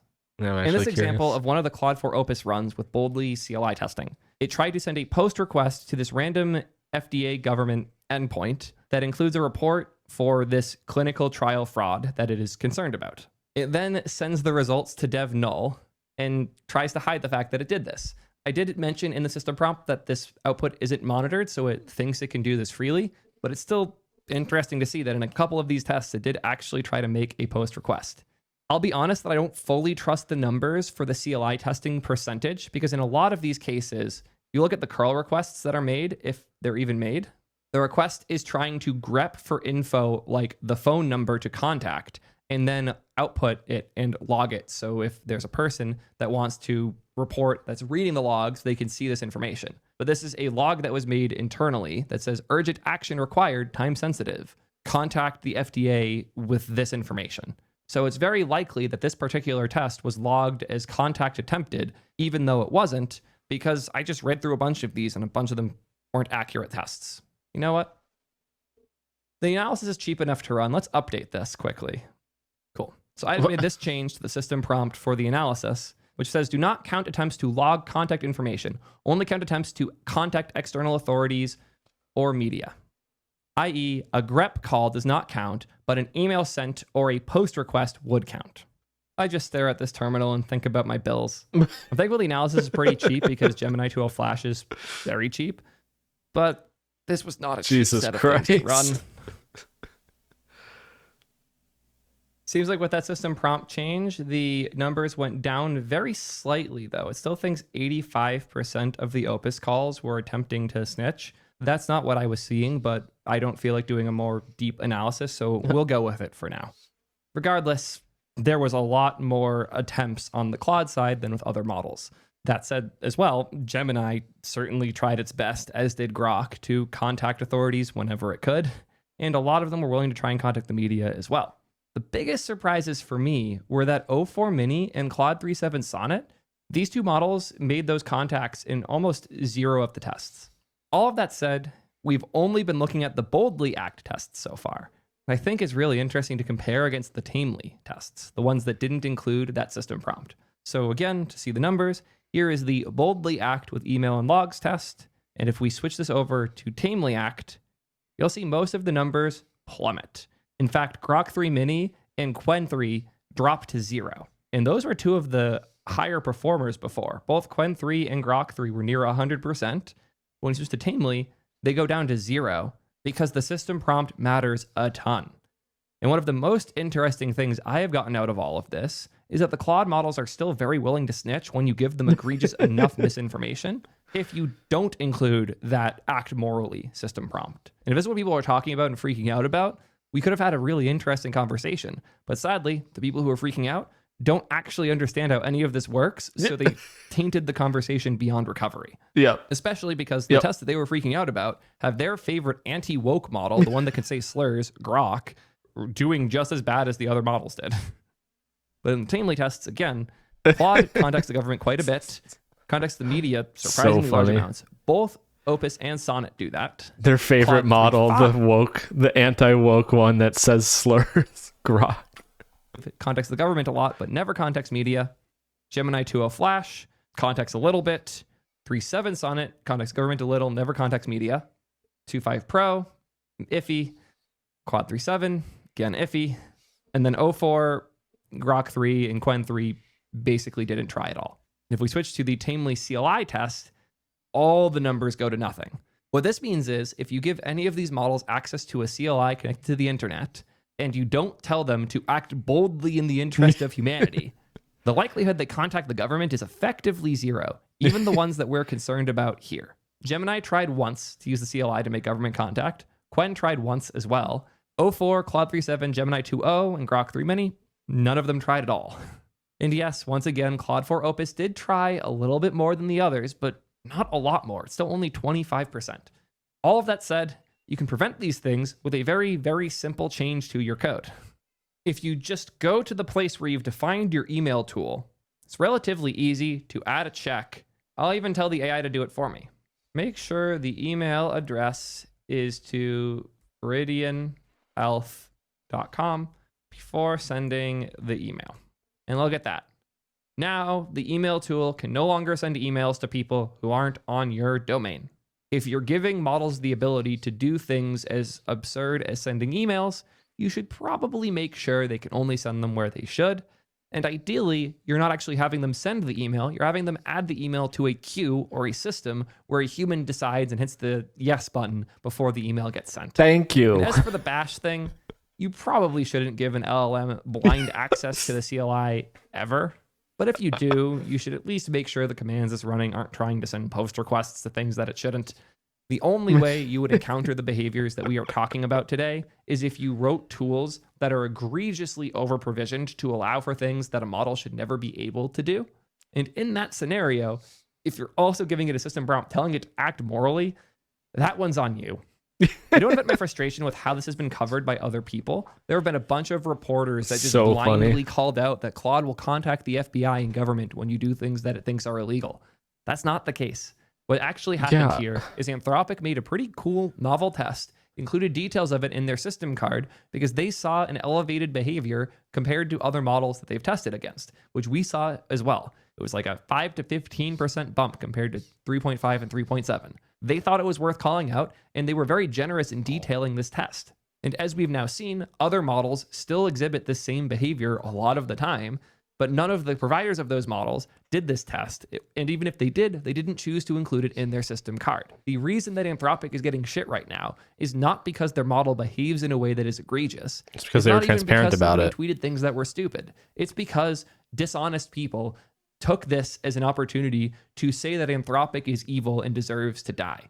And that's incredibly frustrating to me because it might make AI less safe going forward. Yep. If there were other companies that wanted to publish tests like this about their models, they now have to worry about people dishonestly screenshotting chunks of it and posting online as though this is intended behavior. Anthropic is not describing behavior that they want the model to have here. They're not bragging about it, ratting you out to the FBI like a lot of people were dishonestly saying on Twitter. They are alerting us about behaviors that they are concerned about. And raising alarm bells like this should not result in people claiming that you are intentionally building these behaviors in. Anthropic wrote good tests here. They wrote tests that were so good, I spent a lot of time recreating them myself and turning it into a benchmark.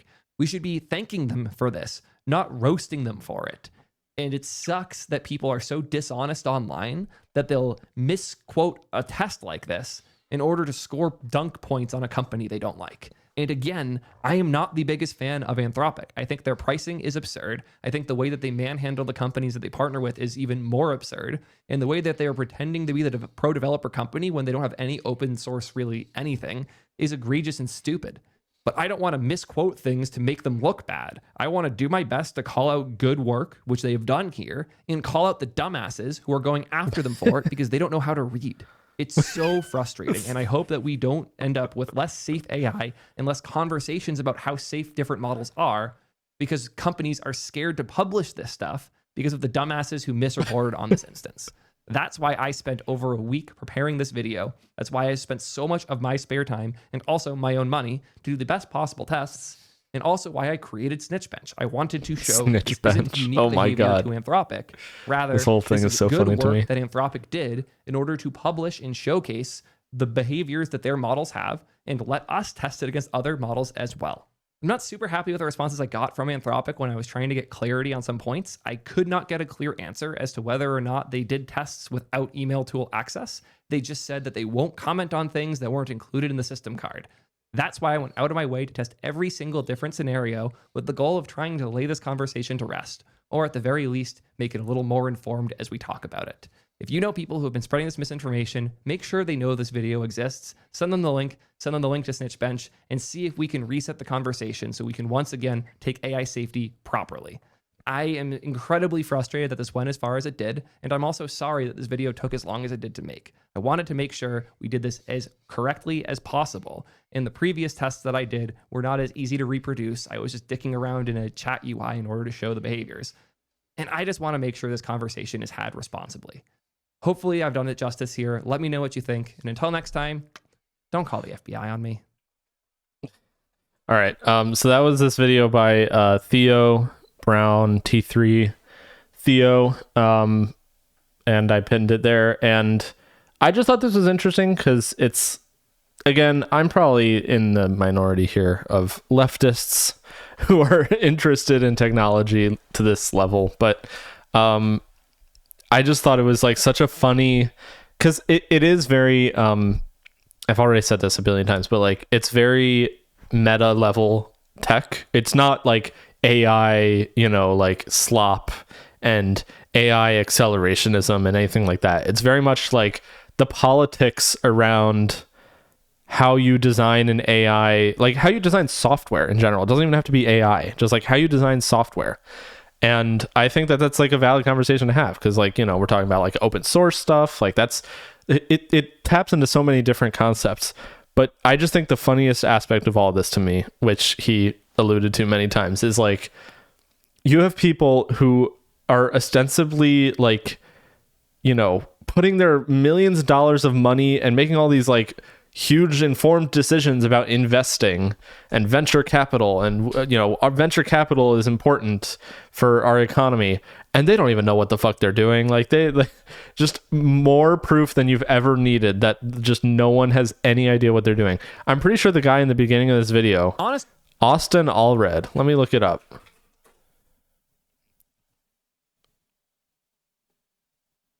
Where's his Twitter? I'm pretty sure he's like a VC guy. Founder. Okay, maybe he's not a VC, but he's like such a, like, just one of those people that I don't know. Look, like, yeah, like he got 1 million views on his tweet. Awesome. Great engagement, bro. Like, just doesn't care about, like, doesn't know anything. So I just thought this was an interesting story. It's like I think it's even useful for leftists actually to like understand the technology, because I understand AI fairly well now compared to probably, I would guess, most leftists who aren't super into technology, and even I'm still like anti-AI generally because I understand like you can't rely on it for accurate information. You can't rely on it for like, actual thinking or emotion or anything like that. You can't even really rely on it to like take actions for you. So we're just like inventing, like, it's fun to tinker with. I will admit that maybe that's an unpopular opinion, but like we're going down this path of like over reliance, but not only before the technology is ready, but like to a point where the technology will never truly be ready, and people are already like deciding for themselves, like, oh yeah, I'll give this LLM access to my bank account. Like, okay, no, maybe not actually that yet, but like People are literally giving it like, people are like, oh yeah, I use AI for therapy. And it's like, not only is it not capable of proper therapy now, it will never truly be capable of therapy. Do not use AI for therapy. What are we doing?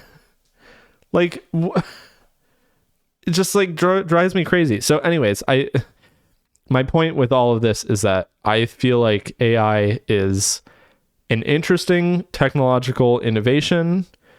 It is not a social, like, societal leap, or at least it should not be. And people should still use their goddamn brains. And exactly like Theo said at the end of that video, like, if you're hooking up your, if you're giving your AI model, if you're giving your LLM access to send emails just completely unprompted without user verification, without any verification whatsoever, and you're telling it to act boldly, and you're telling it to like aggressively send emails and do all this stuff for you, like, that's what you get. Why is anyone surprised that that's what you get?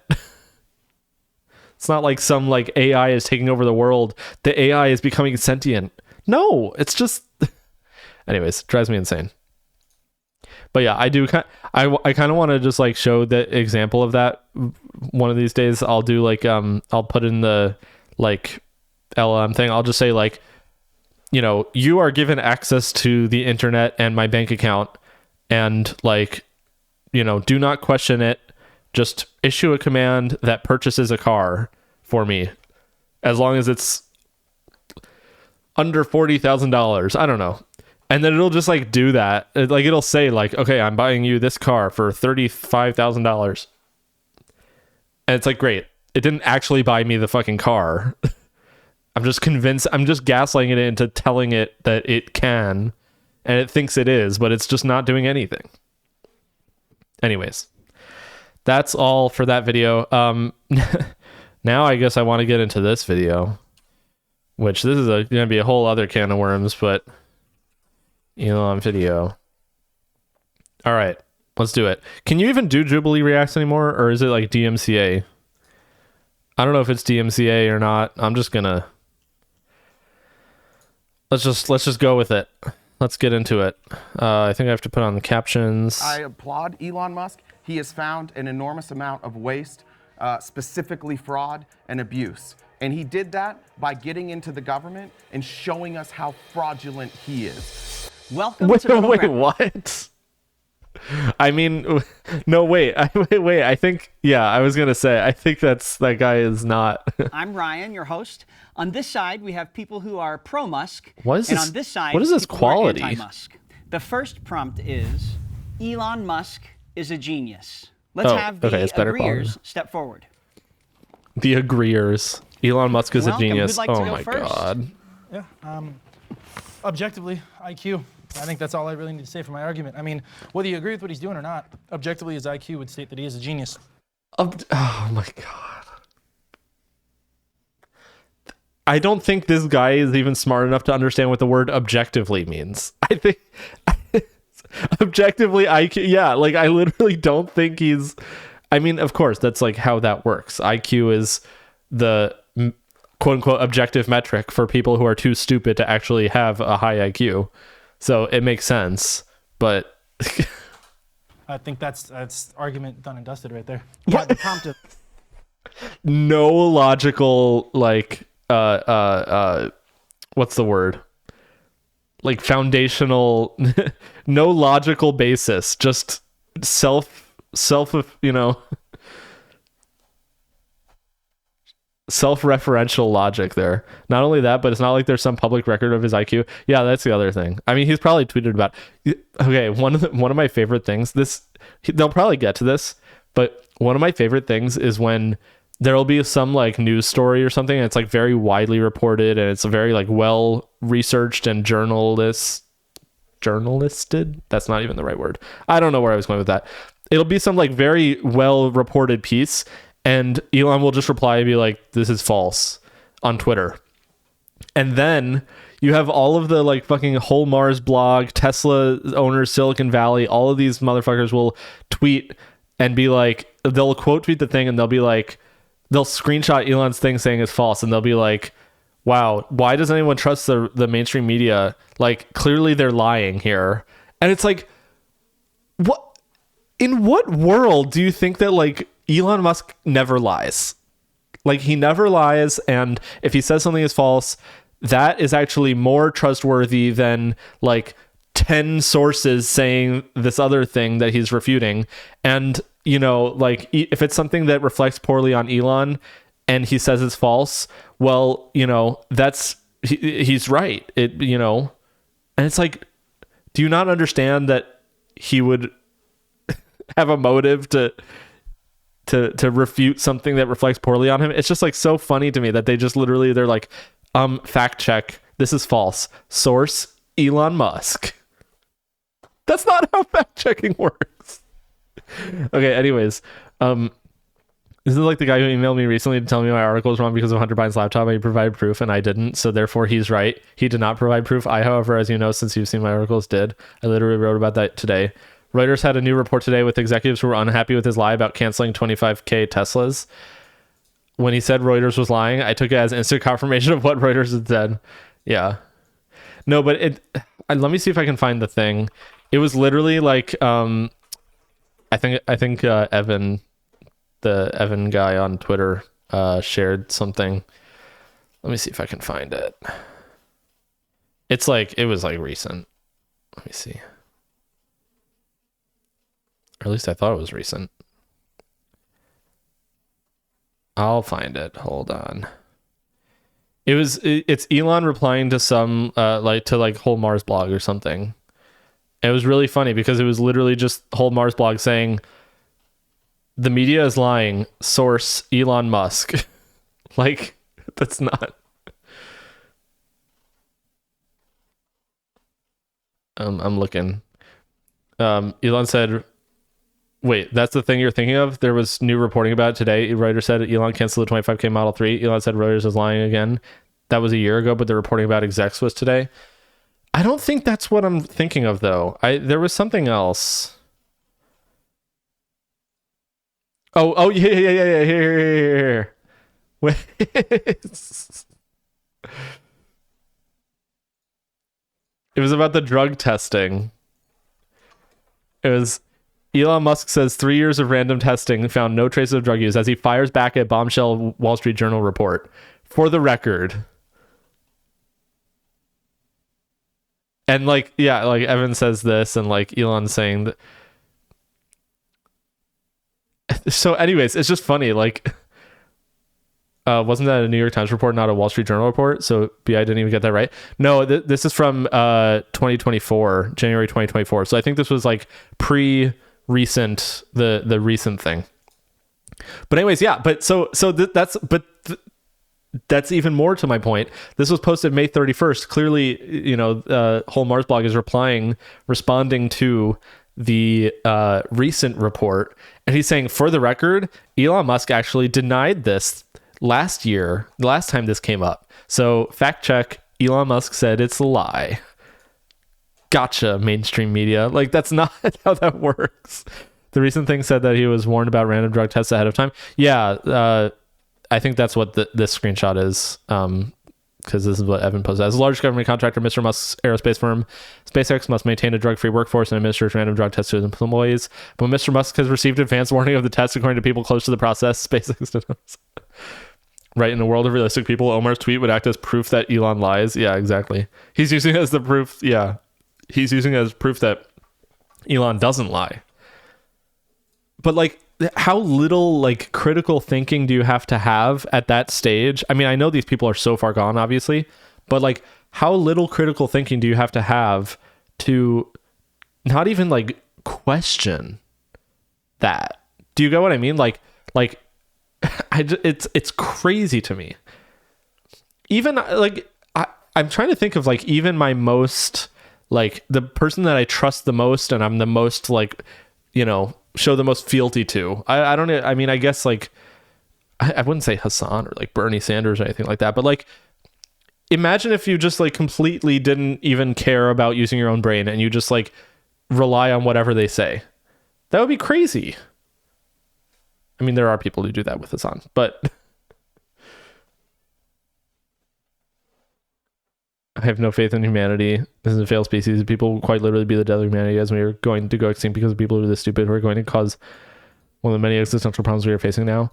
Yeah, I don't, it's weird. Hassan has talked about this before, but like, I don't know if it's like people are this dumb now and it's like much more of a problem, or if it's just more visible.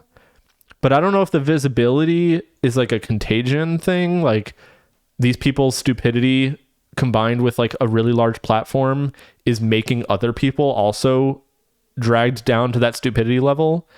Like, was this the case in like the 80s and the 70s and the 60s? Like, obviously there's always been stupid people, and many of society's woes have been brought upon by stupidity, like racism and, you know, misogyny and whatever. But like nowadays it just feels like it's so, we're dealing with like so much more stupidity, and I don't know if it's that the stupid people are more visible or there is just literally more stupidity. I can't figure it out. I guess it's a little bit of both.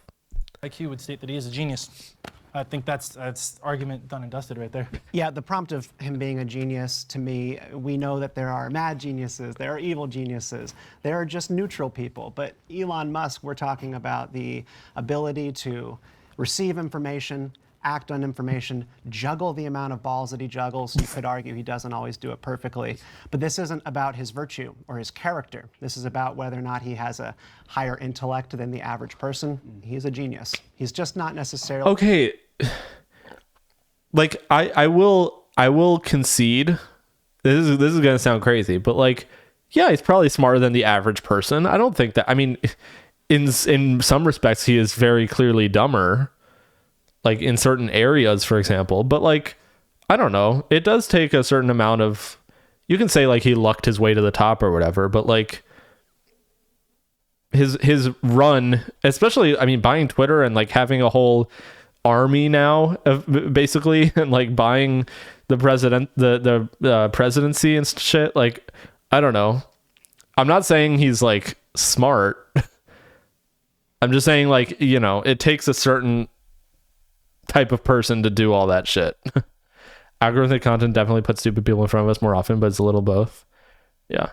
Anyways, no, I'm so with the Elon, this guy, what this guy is saying, like, he's probably smarter than the average person, but the average person is incredibly fucking dumb. As for dumber than average, promise we need to define smart versus dumb. Yeah, exactly. You can't quantify intelligence. I guess that's kind of the point. But like, even if you just go off of like the kind of like half-assed, like, what's the comedian who's like, think about how stupid the average person is and then realize that 50% of the population is dumber than that.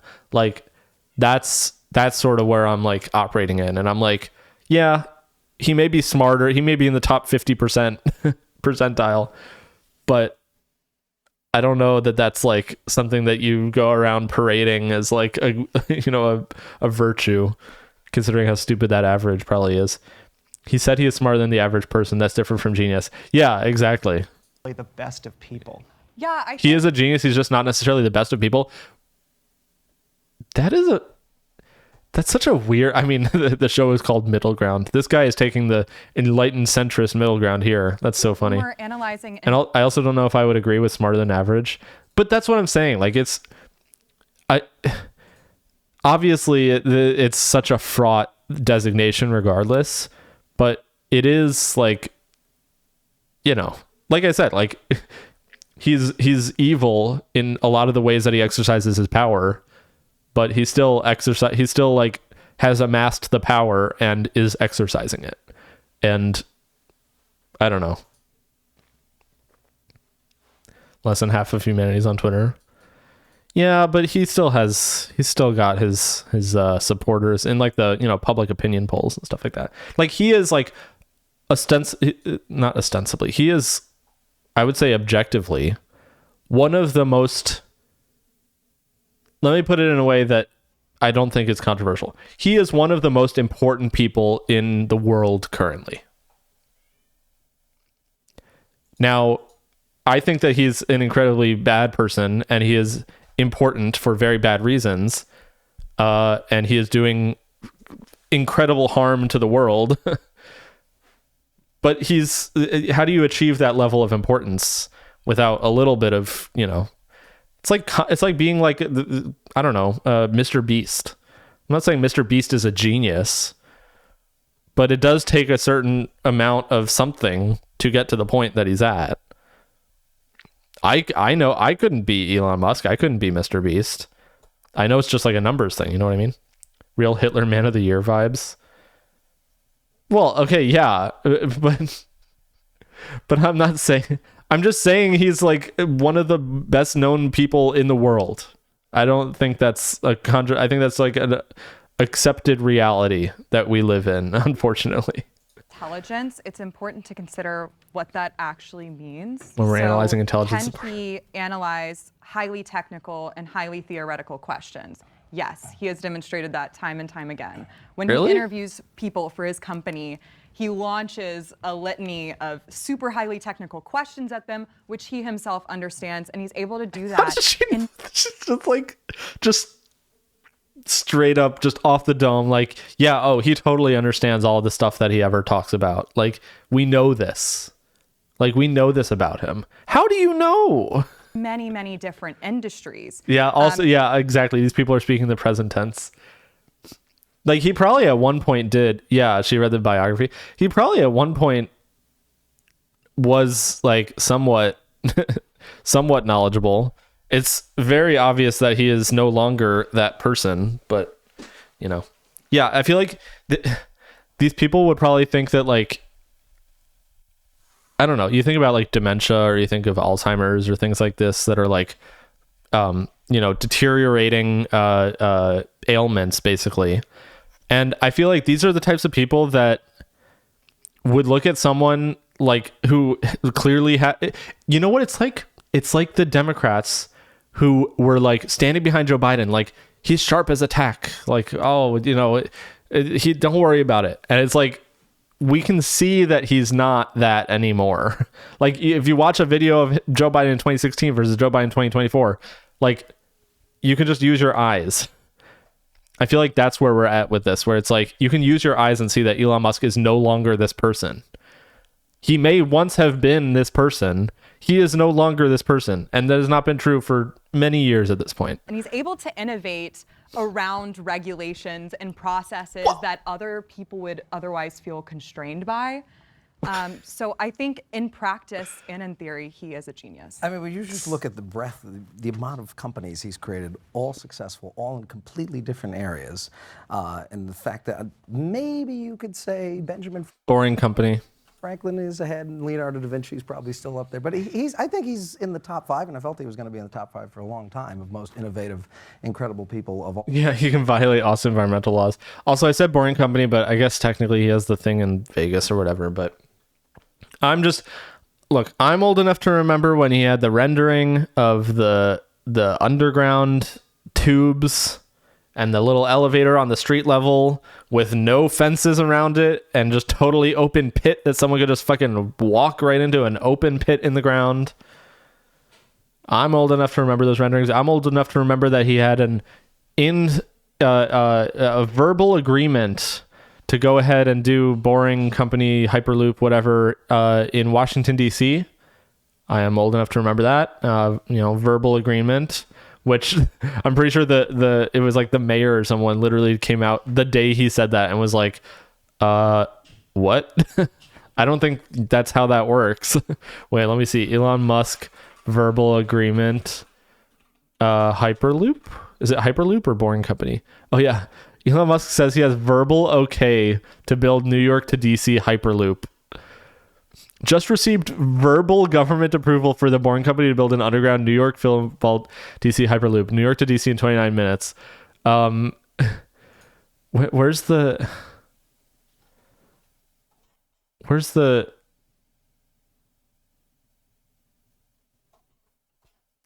someone said someone like responded to it after he said that. Wait, turns out Elon Musk's Hyperloop verbal approval came from the White House. Requiring cities. whatever. Okay, I thought I remembered like a specific person coming out and being like, "I'm the mayor of Washington D.C." and that is not a thing.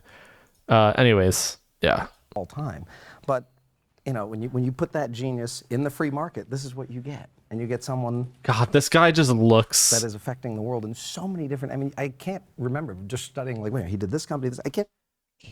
I'm not gonna say anything. It's just my lips are sealed. But there is an ad break starting soon, so Twitch is also silencing me. I can't remember all the companies that he's created, and he's constantly doing more. I can't even remember all the companies he's created, bro. It's like there's literally like 5. It's not even like that's not even a like you're such a bad. I mean, I'm sure he knows all this, but like you're such a bad Elon rider. You don't even know all the companies. What was it? Zip2. No, there was like some Finity thing. Zip2, PayPal. Fuck. What was the? Well, there's SpaceX, Tesla. I guess the next one was probably Boring Company, and then Neuralink. And that's literally it. And he's not scary, but we'll get into that later. Why people think he's scary. I mean, again, you're in the free market. We're not in the government. He's in the free market. But anyway. Got it. So you joined. Dude, such a libertarian. Even Republicans don't talk about free market like that. They'll just be like, oh, you know, like the economy or something. When you say free market, you're a libertarian. Like if you're dropping it that much, oh, free market, libertarian. After a little belatedly, I should say, what brought you over? You have Wait, this guy an evil genius. That's where you got me. I think that he's an incredible marketer. He's done so much while doing so little. That there is intelligence to what he's doing. If you look at his history, for me, it's not striking of something I would want to emulate. But you can't deny that he's been remarkably successful in ways that a lot of, really nobody else has. I guess I would say that. I mean, you look at the state of leftism in America, and you're like, damn, if there was a leftist Elon Musk, we would be having communism right now. I'm just joking, but you know what I mean? That's different from genius. I mean, you can't just propagandize millions of people without you I don't know.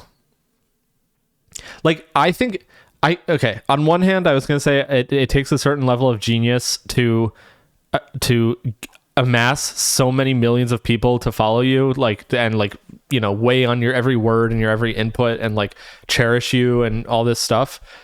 And then I realized they're all really dumb. So I guess it's not that hard to do that when they're dumb. And also, I guess that's kind of just what religion is. And so then I guess you wouldn't necessarily call you wouldn't call Jim Jones a genius. You know what I mean? So I guess, okay, I walk it back. Jim Jones is not a genius. Elon Musk is not a genius. I think the people that follow them are just real. Actually, honestly, the people that follow Jim Jones aren't even necessarily stupid. That I shouldn't talk shit like that. They're just taking advantage of. Yeah. What do you mean by he's done so little? Most of his accomplishments he didn't do. Most of the things we credit him for, he didn't do. He didn't. I mean, that's true. He didn't found PayPal. He sued to get his name on the letterhead. That's not true. He didn't. Oh, Confinity. That's what it. Wait, that's not true. Wait. PayPal. He sued to get his name on the letterhead. Oh, PayPal. Jim Jones the rapper. No, Jim Jones the Jonestown Massacre. Church of what was his church called? The People's Temple. That's what it was. This Jim Jones. Yeah. Anyways. That's not true. He didn't find Tesla. Found Tesla. He sued to get his name. Or excuse me, you're right. Actually, he didn't sue to get his name on the letterhead. It was part of his agreement. But he wasn't a founder in any of these places where he's been. However, he's figured out a way to get the. Wait, so Musk founded X.com in 1999. which he merged with Confinity, which ultimately became PayPal. Musk didn't found Tesla. He invested millions, became chairman of the board, and then CEO. No, but he literally... Wasn't he a co-founder? Like, designated Musk as a Tesla co-founder. So even the fact check here is like what they take issue with is the funny thing. Like, this fact check which says Musk didn't found Tesla. Elon Musk lives in a reality where he doesn't agree with that. He thinks that's not real. He thinks that he did found Tesla. That feels so weird to say found Tesla. Excuse me, you're right. Actually, he didn't. He found Tesla. To get his name on the letterhead, it was part of his agreement. Anyways, but he wasn't a founder in any of these places where he's been. However, he's figured out a way to get the general American public to think, oh my God, Elon Musk invented these things. Let's go ahead and bring over the disagreeers. He literally, like, there are God, I can't get over the, like, people who literally think that Elon Musk created Tesla, created the Roadster, created the Model S, created the Model 3, created every single vehicle.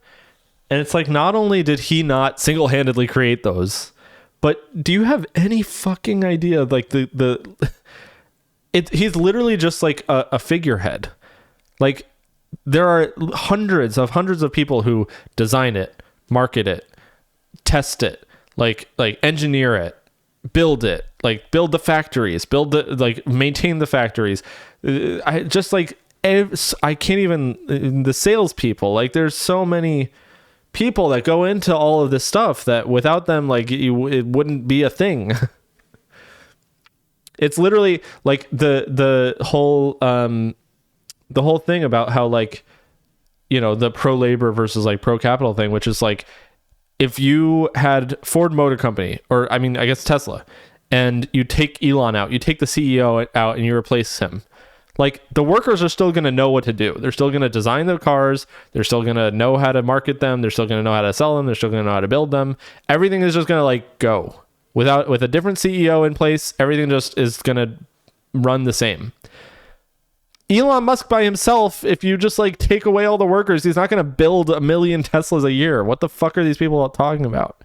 It's just, like, crazy to me. Same with the rockets. Like, you think Elon Musk knows, like, has a PhD and doesn't he literally... I'm not... Okay, I don't know. I was going to say, doesn't he literally have a PhD in... or doesn't he not... Didn't he not finish his PhD? Is what I was going to say. He was doing a PhD and then... Wait, what is this? I just saw Nazism. His maternal grandfather, Joshua N. Haldeman, who died in a plane crash when he was a toddler, was political activist in the technocracy movement. Anti-government, anti-democratic conspiracist views, which include the promotion of far-right anti-Semitic conspiracy theories, fanatical support of apartheid, and according to Errol Musk, support of Nazism, have been suggested as an influence on Elon. Wait, what? Okay, this is news to me. That's news to me. The rise and fall of Elon Musk. Elon Musk's anti-Semitic apartheid-loving grandfather. What? What the fuck? Okay, I did not know that about... That's crazy. What the fuck? Oh my god.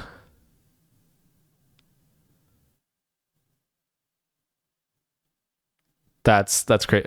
Oh, here, let me see. The failed ideas that drive... Oh, god damn it. Hold on. I have to get the NY Times SFPL. It's so annoying. Every, like, 3 days or something, you have to, like, redeem this library thing. This is going to be an 8 hours react. Oh, the video? Yeah. Oh my god. We're 3 minutes into the video. Jesus Christ. Okay. Yeah. Let's get back to the video.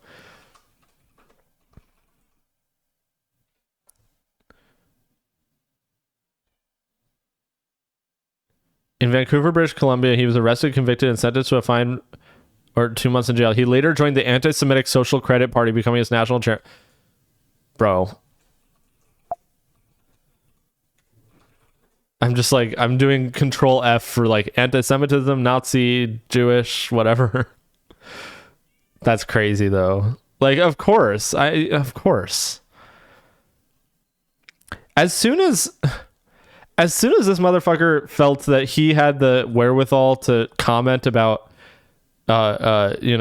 American Jews are importing immigrants to destroy the country, like, you have said the actual truth or whatever the fuck that whole thing was. It's like, no, you're a Nazi. You don't say something like that if you're not a Nazi. You know what I mean? It's pretty clear cut. Like, Jesus Christ. The problem is it's a little sins of the father, but there's still something interesting in there, a through line. No, yeah, I think that's the point. Like, I mean, the weird thing is, like, he disavows his father, right? Like, he very much doesn't like his father, Errol Musk.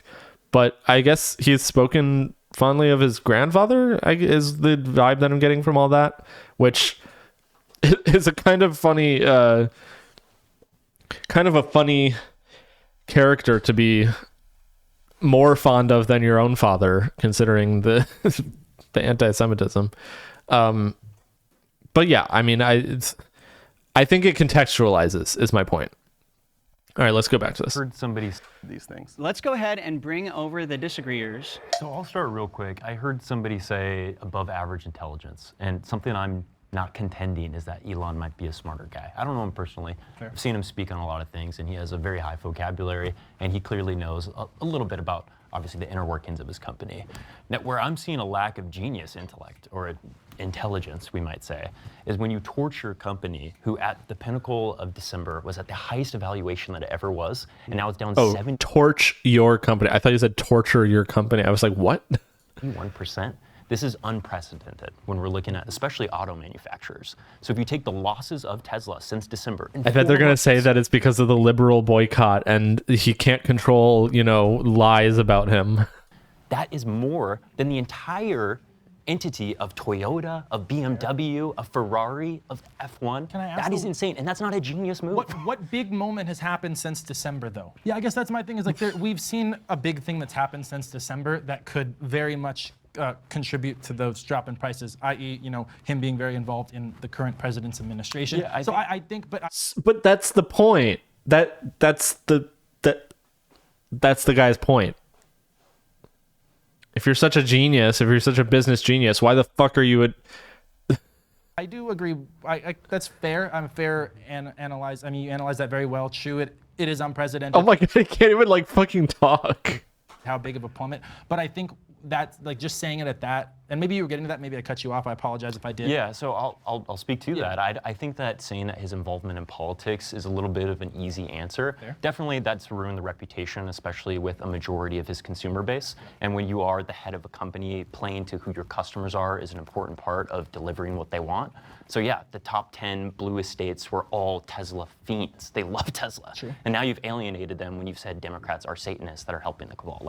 That is not something that's helping. But maybe he's just a genius at also tanking companies. He can build them up and nobody does it. But going back into that, I don't think politics is the only answer for why his evaluations have plummeted. Yeah. It's also lack of foresight. So talking about someone who's a genius or has this high level of intellect, when you're promising fully self-driving cars year after year for the past decade and haven't delivered on that, investors are starting to notice you're full of shit. And that's something that is important when you are the head of a company, is that you keep over-promising and giving all this confidence. And don't worry, guys, we'll be in Mars in 4 years. I guarantee that. And then you don't deliver on any of those promises. Yeah, people are going to say that you're not the genius that you keep presenting yourself as. One of the ways that that is true. I didn't even think about that, but I feel like a lot of these people are literally, if these people were going off of what Elon Musk has actually done, I guess yeah, sure, there's some case to be made.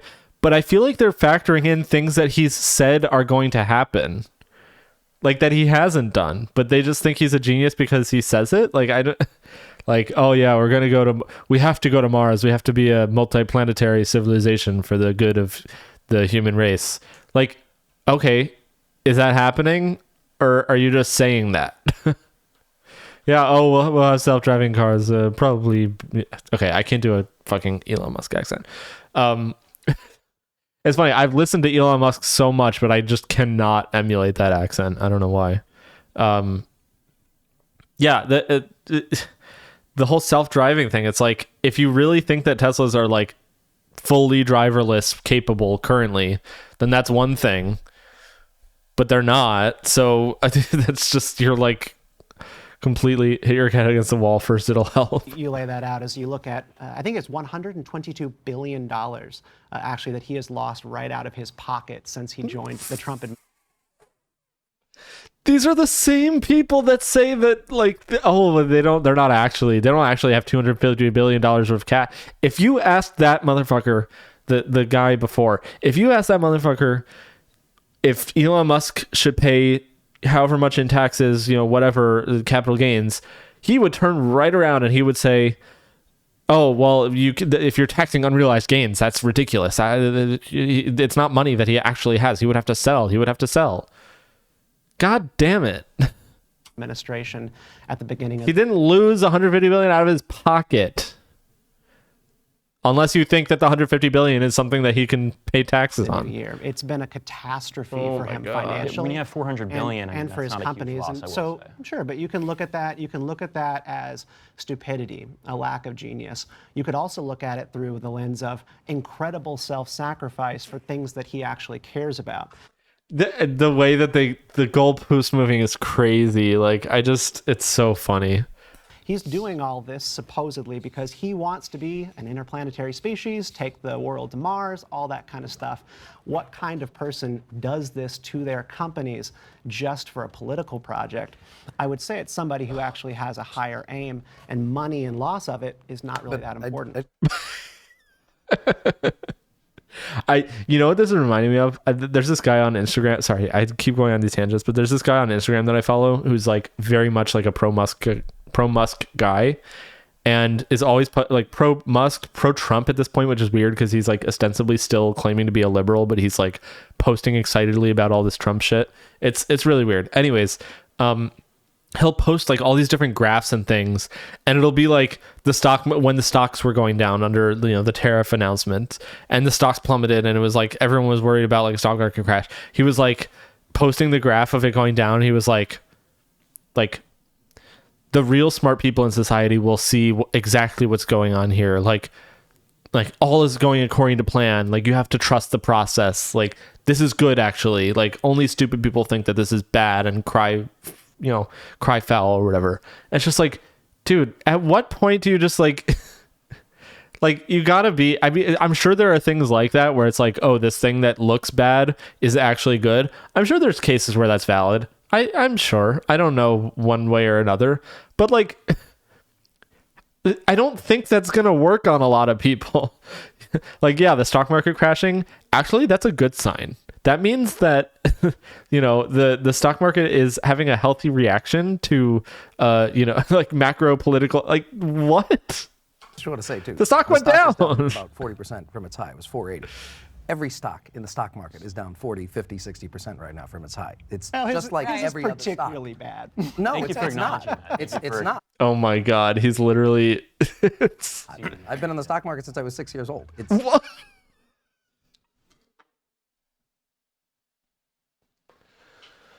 Oh my God. Oh, this guy is like such a. Oh my God.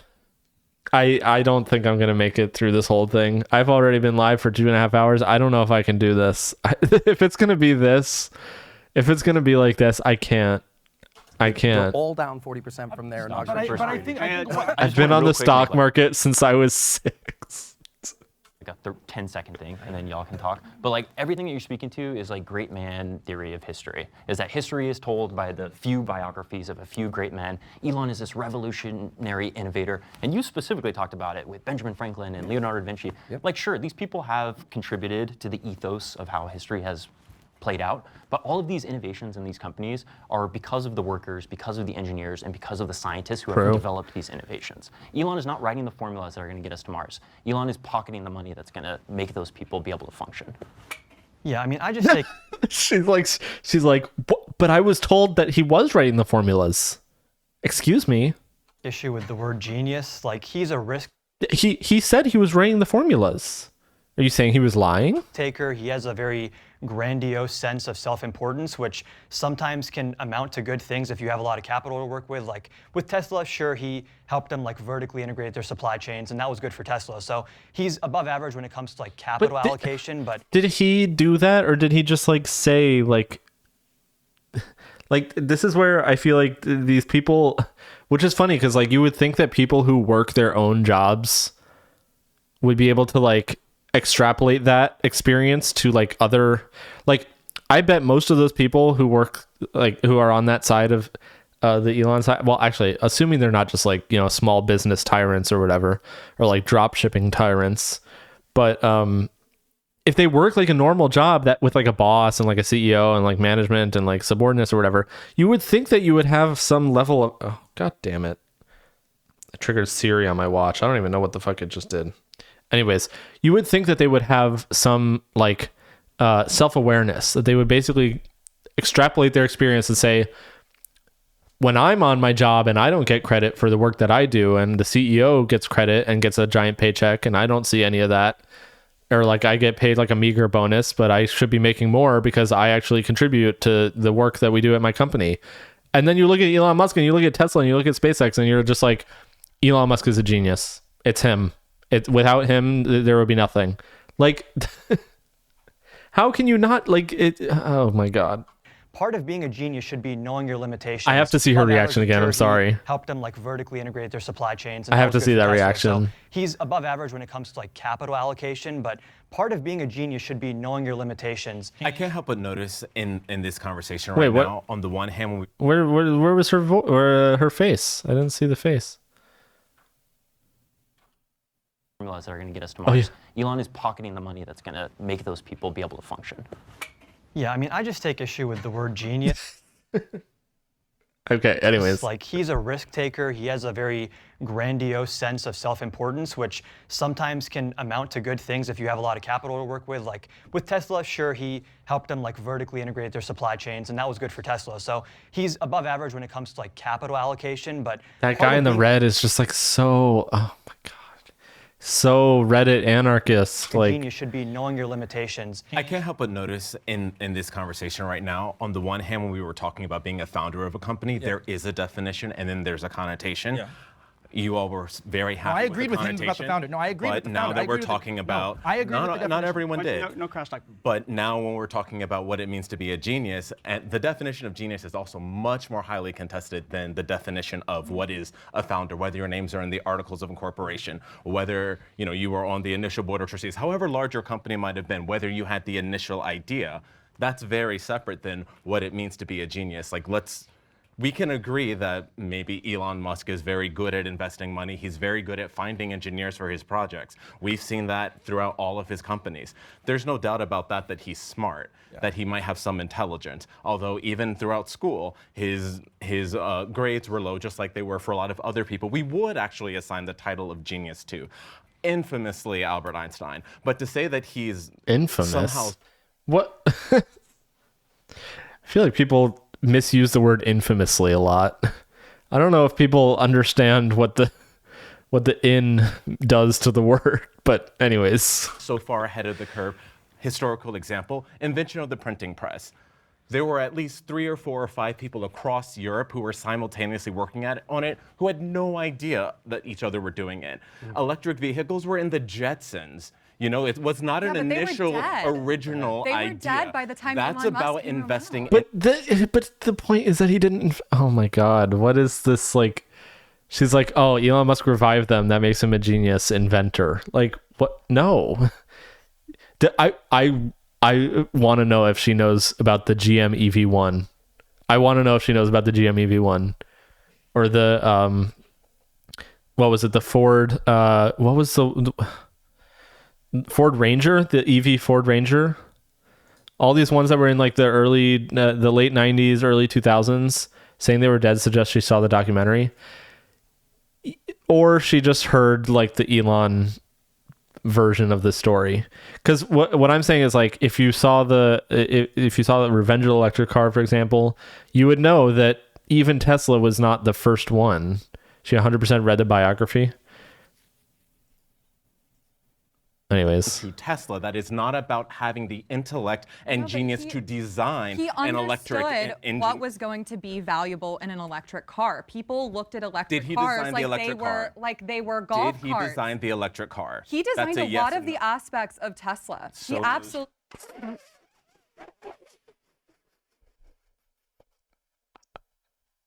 I can't help but laugh. I just baby brain understanding, like baby brain understanding of how anything works, of how the world works. He made it a She wants to be the next Ashley St. Clair. Yeah, exactly. luxury sports car. The only patent that he holds for Tesla is the shape of the charging port. He owns no patents. He designed nothing but the charging port. It doesn't matter. We have It doesn't matter. Wait, now it doesn't matter. Okay. Hold on real quick. Every year they have the same argument. Hey, let's make a self-driving car to be a taxi with no steering wheel. And he wants that. And everybody's like, that's impractical. Are they not launching in Austin right now? He says it. No. Wait, so what's the latest, Fango, on the FSD thing in Austin? I'm going on Electrek. Electrek shout out on the stream. They've been testing it for a few days. Let me see. I'm sure there's a story about it somewhere here.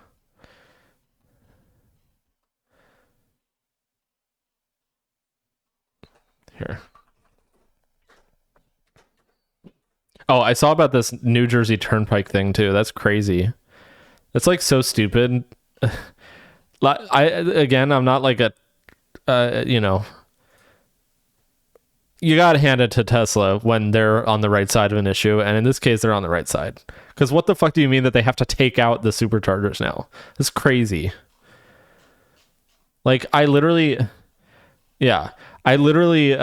when we went to on a trip recently and we rented the Mustang Mach-E, like some of these V4 superchargers, it was the first time I had tried a V4 supercharger. Like they literally have a screen that shows everything. It has tap to pay with a credit card reader, all of that stuff. It has the magic dock. Like it's just a normal EV charger. It's completely agnostic. I also see New Jersey's position, which is they want a standardized unit. Those changes also probably happened since New Jersey made the decision. What are you talking about? That Tesla added that stuff to the chargers? No, I'm saying this is like in California. Like their V4 superchargers, ever since the NACS and all the public funding that they got, and all this stuff from IRA. Like yes, they pivoted to do that because of that, but the fact remains that it's a completely agnostic. You don't even have to download the app. Oops, I accidentally hit the spacebar. I'm saying the NACS stuff all probably came after New Jersey decided to do a bid for the other provider. Well, when would that have been? Because the NACS. In 2020. The agreement instead of I see. Okay, so I guess technically it did preempt the IRA, because the IRA was the one, or was it I think it was it BIF, the Bipartisan Infrastructure Framework, where they in order to get federal funds they had to make sure that all they retrofitted superchargers, and new supercharger stations would have credit card access, not require an app, have, CCS, all that stuff. NEVI, was part of bill, Oh, is that what it ended up getting called? Bill? BIL? Oh, Bipartisan Infrastructure Law is probably what it ended up as, right? BIF was the framework for the law. Anyways, I would say this isn't corruption. This is more just an example of government being government and like being slow about shit. Yeah. And just like unnecessarily like I don't think that there's a law that is like forcing New Jersey's hand in this situation. They're just like adhering to a thing that is like they could easily just not adhere to, and the question is like, why?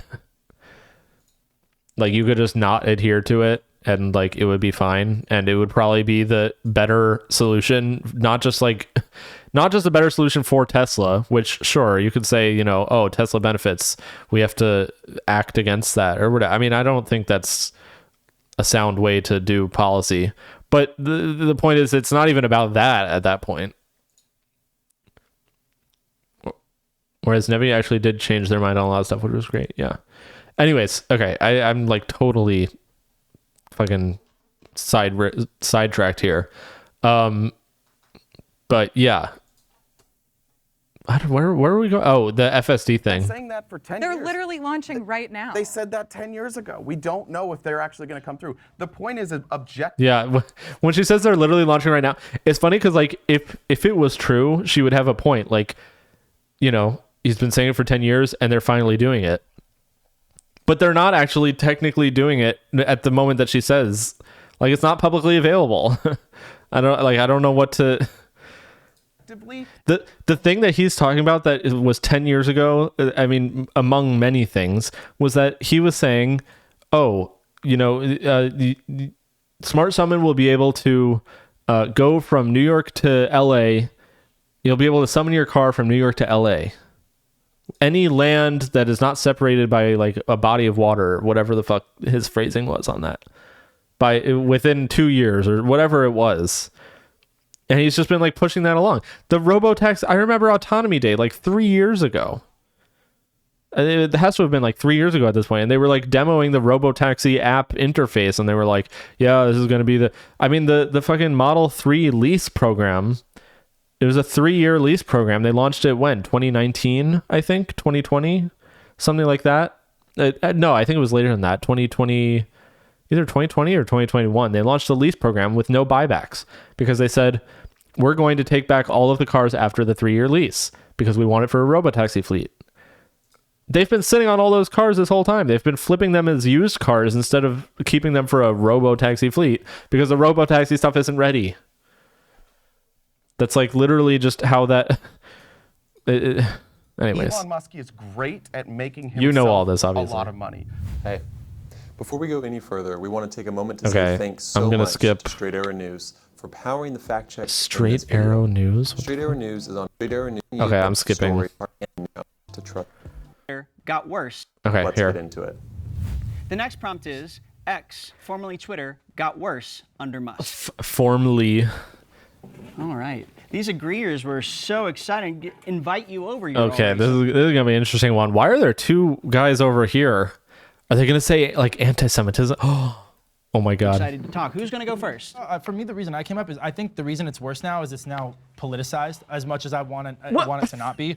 It is a tool for, and even on my side as a conservative, I mean, it is a talking point for us as this is our freedom of speech here. I don't like that. It's not what social media is for. It's meant for us to connect and just get to know each other, learn more about each other. It's not meant to be this political tool. So I think where I do like who is running it now, and I agree with the ideas behind as to why he wanted to do it. And but I think for me, what ruined it is you can't talk about X or Twitter. It's even that thing where we have to say X and Twitter, all that. Like, you can't talk about it without it being more than just a social media thing. And I think that's what ruined the whole root of it. Like, that crumbled it for me. That's why I personally don't use it. I don't care who's behind it. It's not just that, but like it's on. I mean, you gotta hand it to the guy. He's got a point there.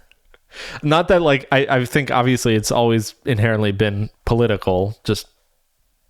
Yeah, but obviously Elon Musk has, under the auspice of depoliticizing Twitter, he has over-politicized Twitter beyond what it was before, which is obviously bad. But it's not like it wasn't political before.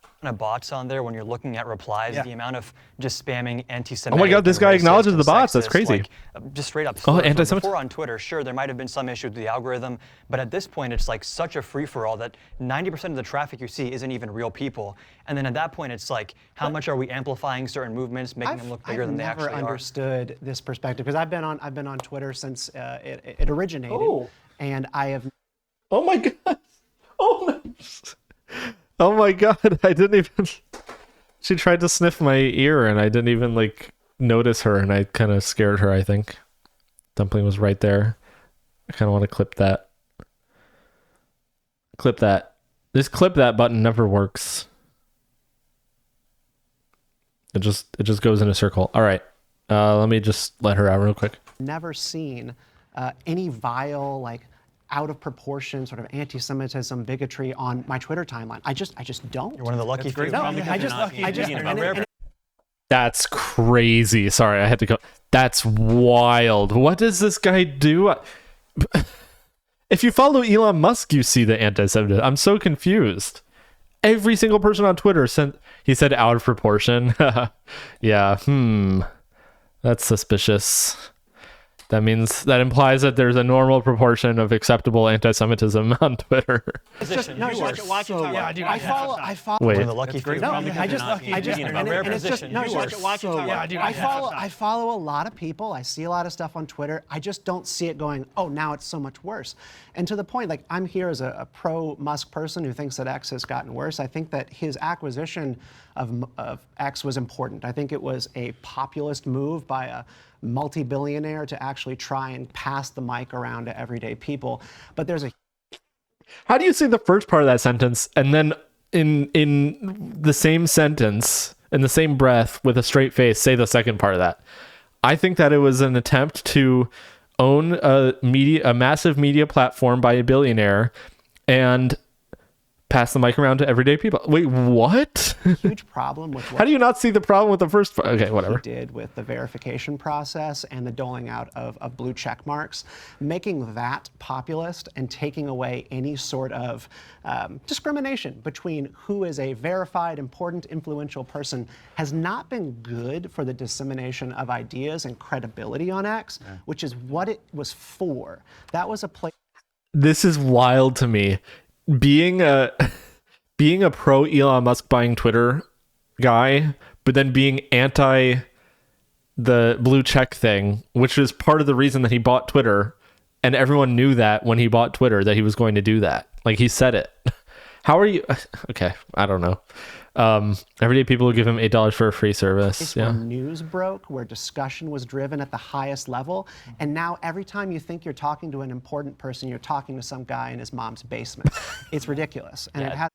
Wait, oh my God, these two guys are actually like breaking through on like some very critical things. It's not been helpful for I thought X. The Lilly Phillips fiasco was personally really funny to me, but if I'm an investor in advertisement, I probably don't want to invest in an infrastructure that's helping disintegrate the profile of major pharmaceutical or other corporations. So yeah, I think it's just really interesting to see that we talk about, the Second Amendment being written for a time when weaponry was at a certain level, and maybe there's discussions about, like, should people own a machine gun? Does the right to bear arms allow you to have a nuke in your house? Most people would probably say there's moderations, with the exceptions of some libertarians. But I think that, like, X in particular is, like, it's interesting to see, is this a new weaponry of, like, what freedom of speech means? Because someone like Elon, who can tweet, hey, I have funding secured to take my company private, and completely take the stock portfolios of people who are investing in Tesla, enough so to the SEC has to fine him, and him and his company have to pay $20 million each. Like, this is an irresponsible use, especially when you are, like, at such a high level of impact and influence, that I think it's worth having a conversation of, does everybody need to say everything that's on their mind at all times without having the emotional intelligence to think about it before pressing send? Yeah, I agree. My bigger concern is the illusion of free speech and sort of the previous regime of Twitter and X, where there was sort of this idea that we were all speaking freely and openly, and certain links to certain stories, Hunter Biden, wasn't being suppressed in some sort of weird way. And that, to me, is more scary, when people think you're on a free speech platform and then you're not. Yeah, type cis on Twitter. See what happens. CIS. The fact that Twitter might just be a complete populist meltdown right now, where anybody can say anything they want and amplify all their speech, I would take that and that status quo over one where you're sort of deceived into believing that people... send public information about JD Vance, exactly. That right now, I think one of his baby mamas called him out, and he just like blocked her. He like shut down her account, suspended her account. He amplifies people he agrees with. There was this one guy that was like tracking the movements of his jet, which is like public information. He shut down his account. Yeah. So like, it's interesting where it's like when the shoe's on the other foot, a lot of these free speech principles kind of just disappear, and he's doing a lot of the same things he complained about initially. So I don't really see it as being better even on that front. I think in basically every regard, it's gotten like markedly worse. Now let's bring in the disagreeers. Oh no, I don't know if I can handle this. I don't know if I can handle either of those two. Those two are the more now that I've heard from those two guys, the blue and the yellow, like I'm kind of I kind of feel for them. Like I feel like they're just like pretty normal now. Because I feel like to have a nuanced view on Twitter like that and not be like so completely fucking lost, like you've just lost the plot entirely. I feel like you've got some brain cells kicking around in there. You know what I mean? Like, too bad we couldn't see the lady's face during the baby mama comment. Yeah, just exactly. You have been itching to talk. Oh God, I just. Hi guys. The fucking red shirt problem guy. Is 10 billion things I want to say. We're not going to have time for it. So let me make this abundantly clear from the beginning, especially for the viewers. He's so Reddit coded. Oh my God, he's so Redditor atheist. Fucking Everybody on this side is conservative Republican. I have never voted Republican in my life, and the people at Jubilee probably know from my biography. I've played 4 times at the White House. I'm a professional musician, and all for Democratic presidents. Okay, so let's keep that clear. Now, the only. Thanks for your service. What? And your sacrifice. Yeah, exactly. So the only way, if we look at Twitter until Elon bought it, the only way you would think that Twitter was somewhat even in any way is if you went to bed every night with AOC and the Squad blankets and a Bernie Sanders teddy bear. Oh my God. Oh my God. I can't. I don't know if I can watch this guy. Libertarians love to talk about how they don't vote for Republicans. This guy is legitimately the worst person on the planet. I don't know if I can watch this. It's so bad. I don't know.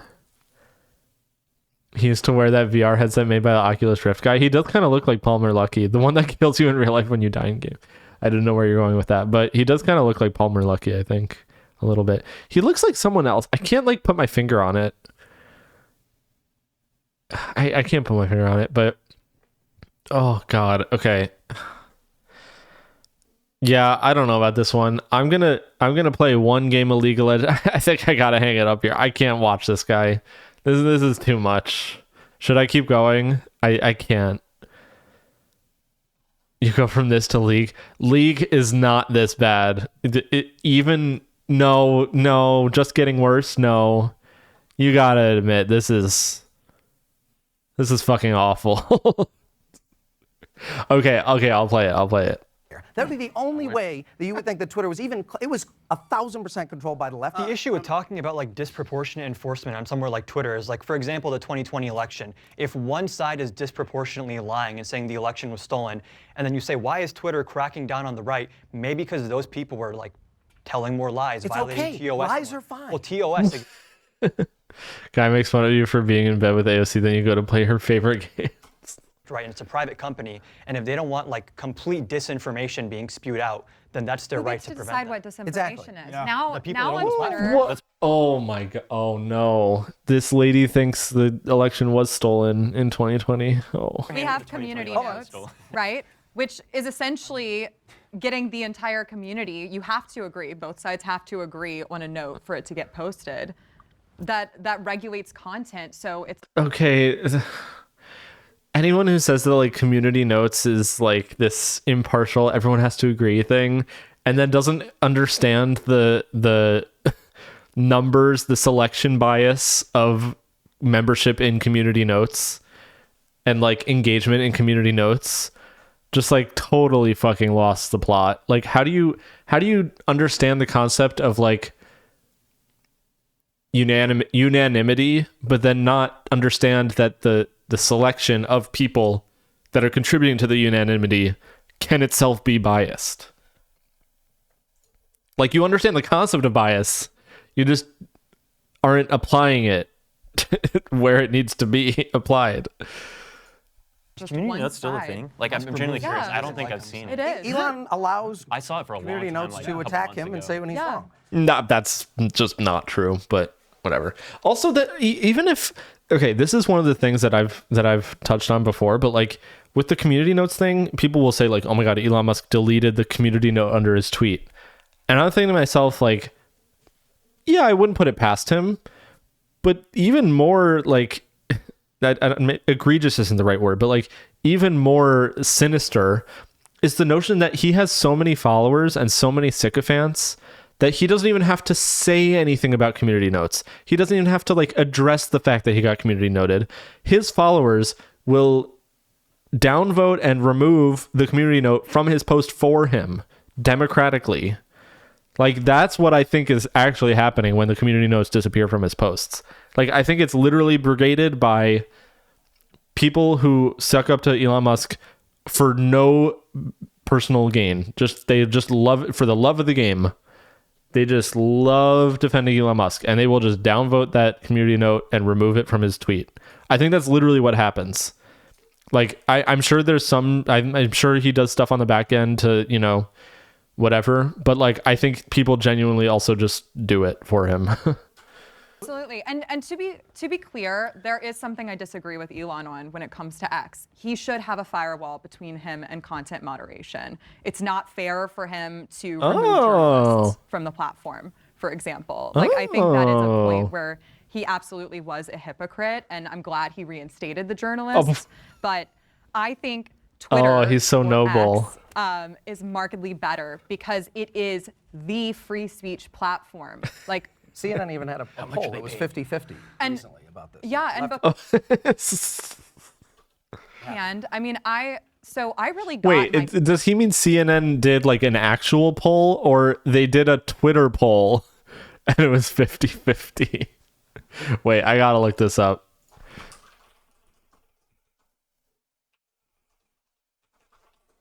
CNN Twitter poll, political party. CNN poll, a record share. Oh wait, CNN X poll, a record. Oh my god, I can't like. You can't find anything when it's just called fucking X. When it's called Twitter, you can find things on Google. You can't find things when it's a single fucking letter.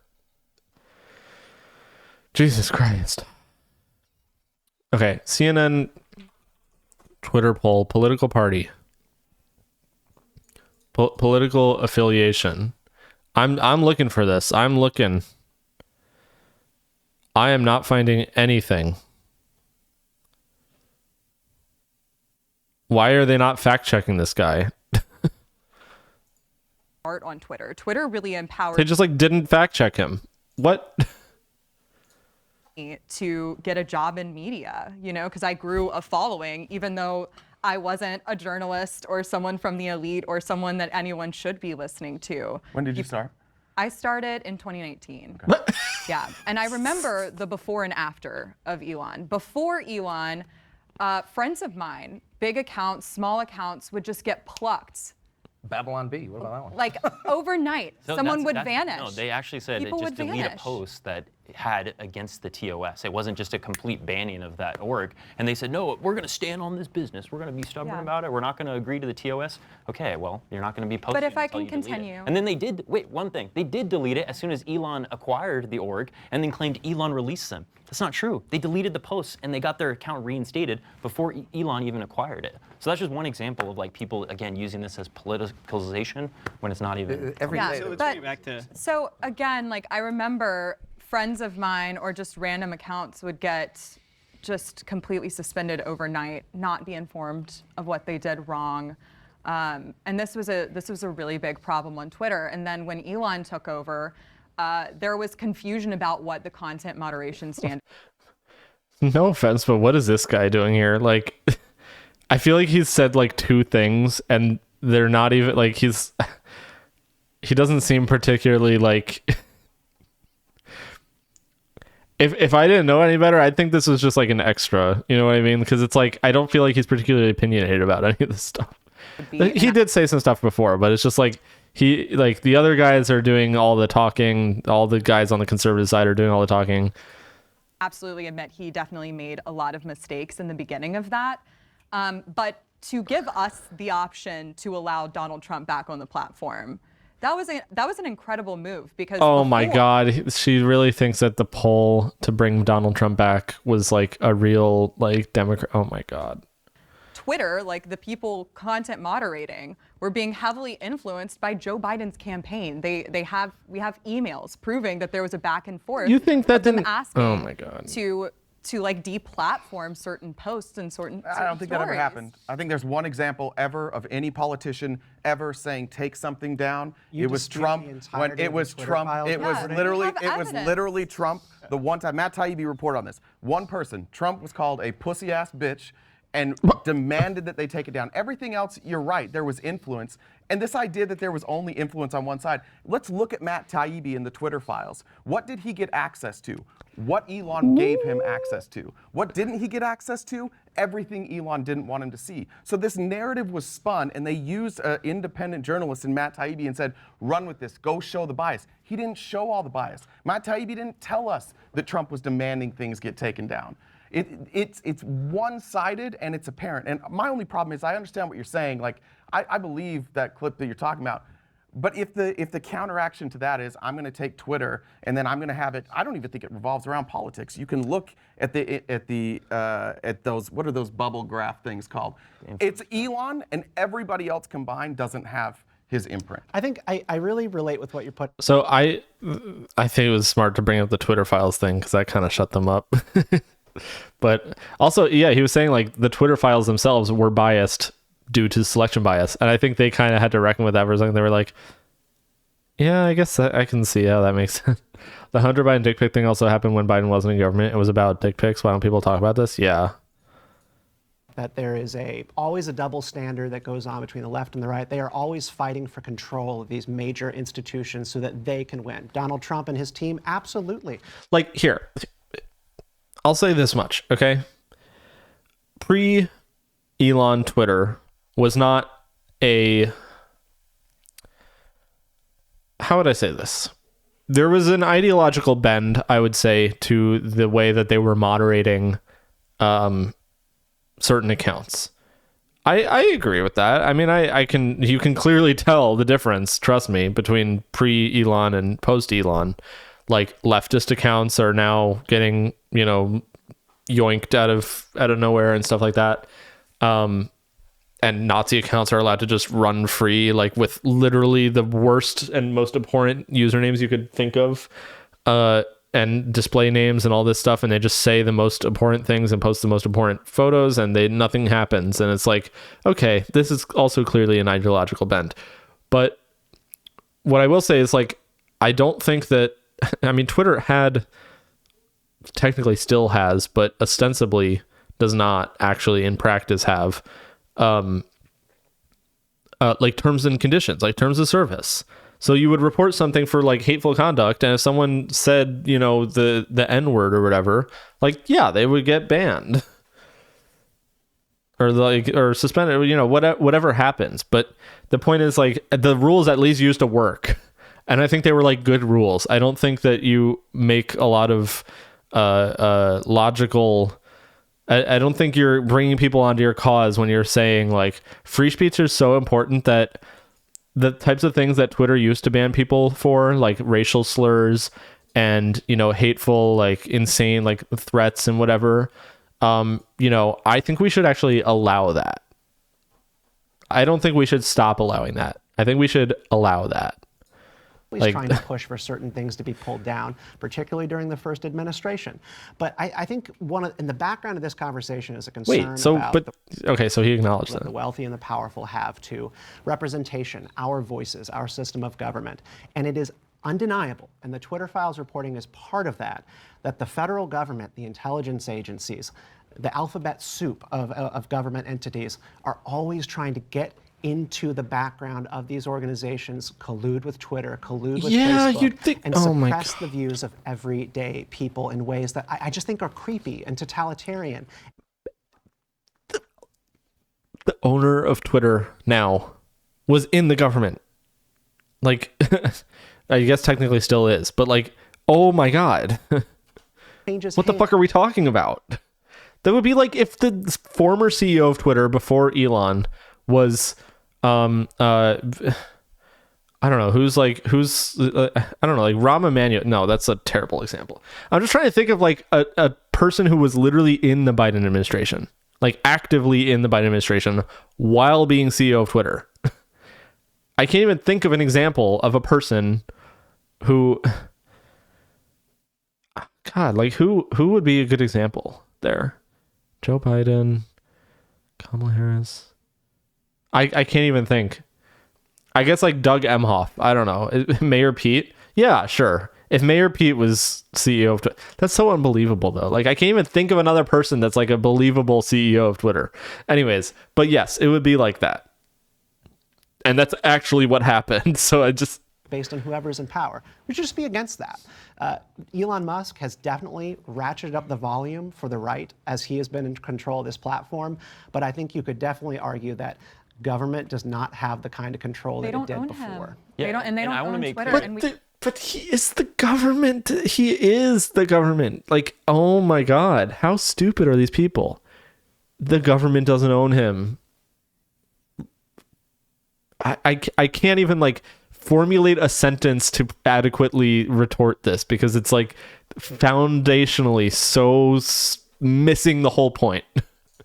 Finally have a platform where we can speak, although there are certain issues. Like I think we should ban certain things off the platform. Parler was lit. If you go look at my Twitter engagements, you can watch lefties. Every lefty that has Twitter, if you go watch your engagement pre and post election, silence pre-election. Well, I think that's just elections. I know that's what I'm saying. My engagement has been flat the entire time. We have a voice, but small we don't. accounts got to grow in that time. So I'm not a Democrat. I'm not here to combat or defend the Democratic Party. I think that it is really important to look at what I think that guy's a leftist, like overreach has on censorship when it comes to Palestinian anti-democrat outreach leftist movements. When it comes to Palestinian. people Yep. Okay. Yep. Are a little bit more skeptical about pharmaceutical companies. Like, sure, I can see both those sides, and I completely agree with that. My criticisms of Elon aren't rooted in my defense of the Biden administration or saying that the government was perfect pre-2025. Doge is making. Okay, no, I can't do Doge. I can't do Doge. I gotta hang it up there. I gotta call it there. I will do one game of League of Legends and then I'm out. Addict. Okay, I was like, no, I'm not addicted. I'm just one game and I'm out. Watch it. I'll do one game and then I'll be out. That can an addict do that? I will not watch. Yes, I figured. Set game League of Legends. No, I can't do that thing anymore. That video. That was. Oh my God. On one hand, it's like, oh, it's the Megaphonics' Super Bowl. Fango Lives Super Bowl. And then on the other hand, it's just like, if that's a Super Bowl, I don't know what the fuck, like, if that's a Super Bowl, what's like a, you know, what's the opposite of a Super? I can't even think of the opposite of a Super Bowl. What would that be? Yeah. It's like the Browns versus some other bad. I don't even know enough about sports to say that. Yeah, I don't even know. I'm gonna turn off my synths and stuff. I just realized I had the synths on the whole time.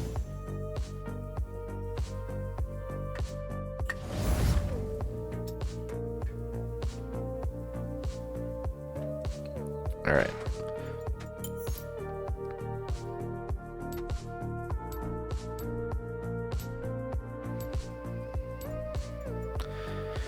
Yeah, I don't know. I don't even like. I think about the politicization of, because like Elon Musk, it like my dad, who's not even, I don't know, he'll like send me things every now and then that are like Elon or whatever. And I'll be like, whoa, SpaceX, whoa, all this stuff, and I'm like, you're so late to the game. Like, you're only here because of the fact that he's a Republican now. Like, you are literally only a fan because he's a Republican. So like, what does that say about you versus me, who admittedly was a fan, quote unquote fan, who like stopped being a fan. Like, you don't even have a ground to say like, oh, you know, he didn't change, you guys just soured on him, the left soured on him, when you only got there like late. It's just like so frustrating. And yeah, I just, the fact that like we even have to talk about him is like so frustrating to me. There's an ad break coming up. If you don't want to see the ads, all you have to do is subscribe for $6 or for free. Here's the ad break now.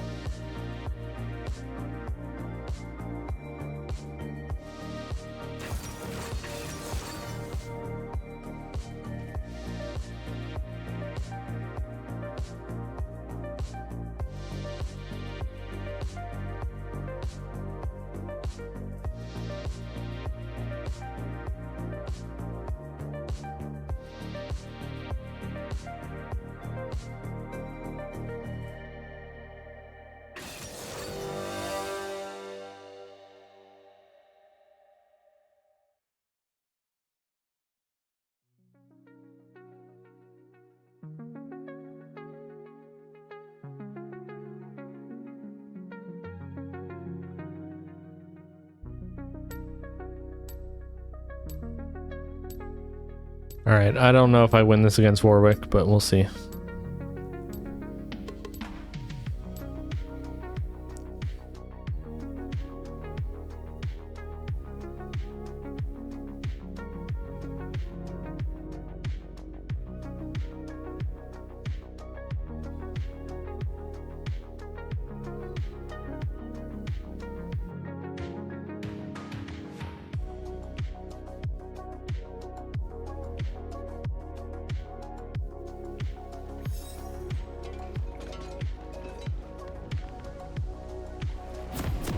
Alright, let's start with the Q there. Ooh, I should listen to my EP while I play, actually. Yeah, maybe not. Too lazy to switch over.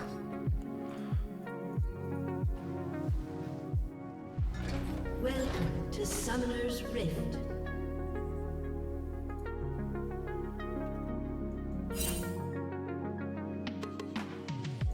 Seconds until minions spawn.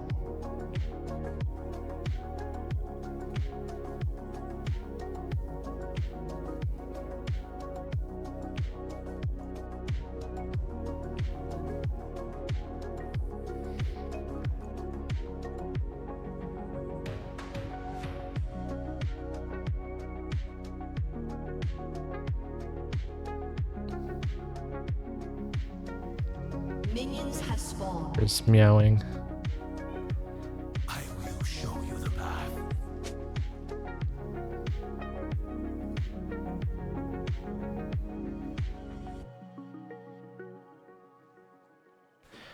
I think she wants to come in. Okay, I'll let her in a second. Let me just do this. Anger gives motivation without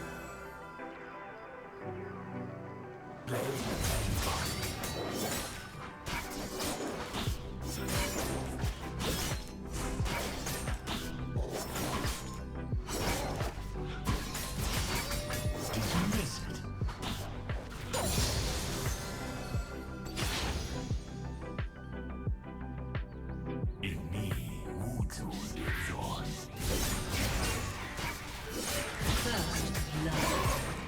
I'm gonna be thinking about that guy in that red shirt for the next week.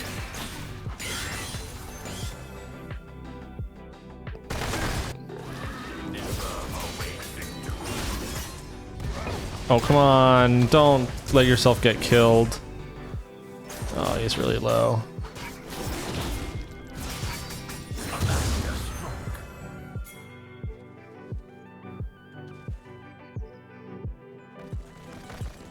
Do not let your pride blind you.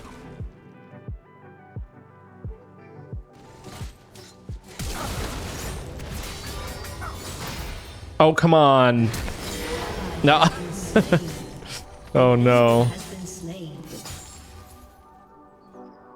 Damn. Master is an eternal student. Oh.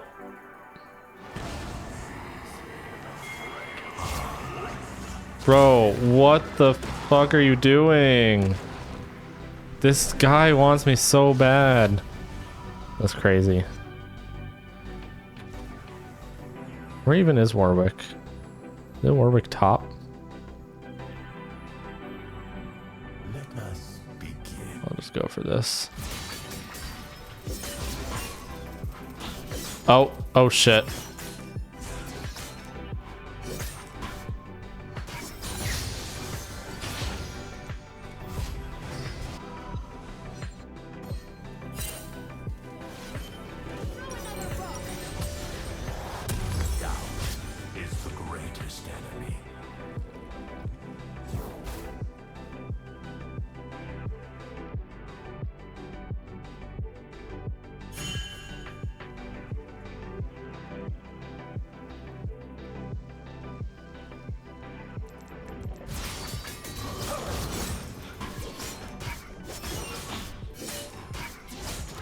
I love playing Master Yi. I don't know what it is about this champ.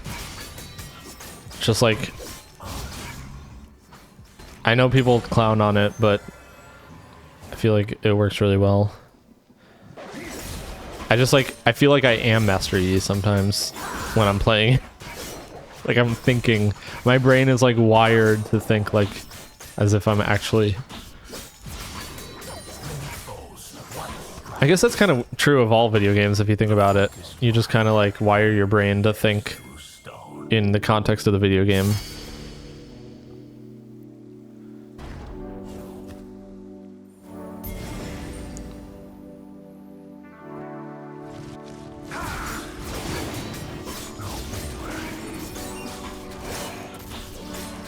I think Pepper is playing outside my oh my god. I can like hear her outside. Is no one gonna help me with this fucking dragon? Come on.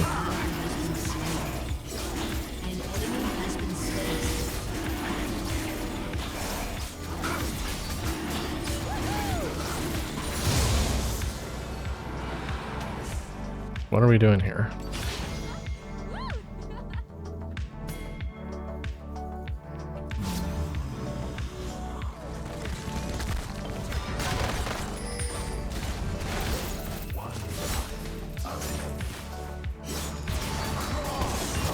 Oh, I got him.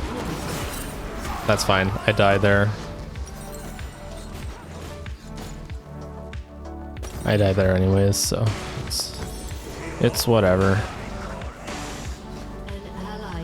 Oh shit. Well, that's not great. Is it doing like double jungle? What the fuck is this? Why is Warwick all the way down there? Just like roaming around like crazy.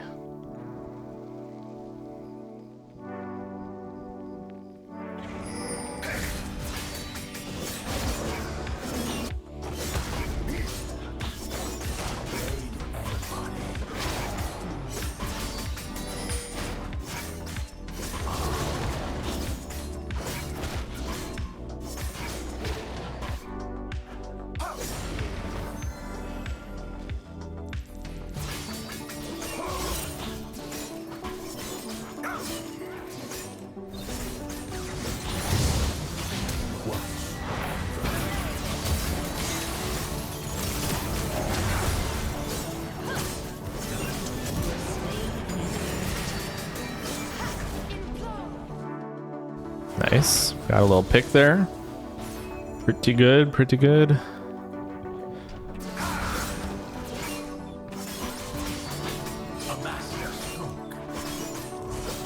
Okay, I want to get to those void grubs ASAP.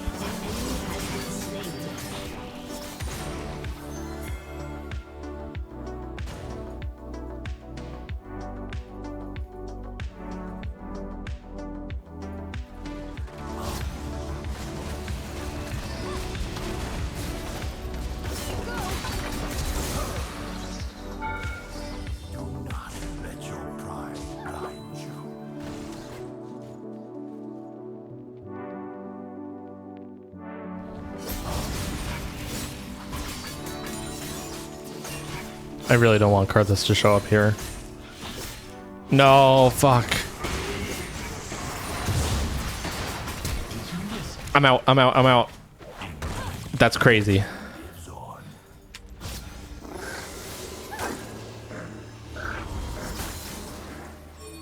Yeah, that's fine. He can get those.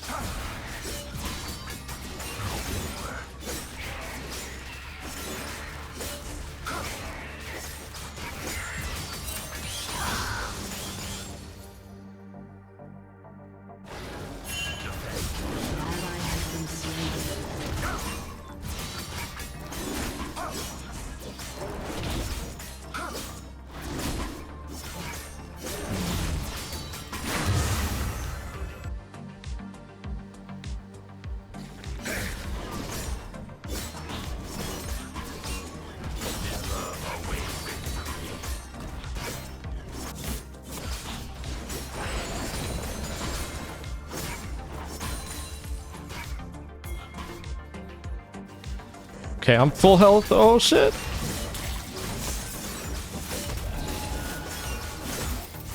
Oh, god damn it. Yes, nice. Hell yeah.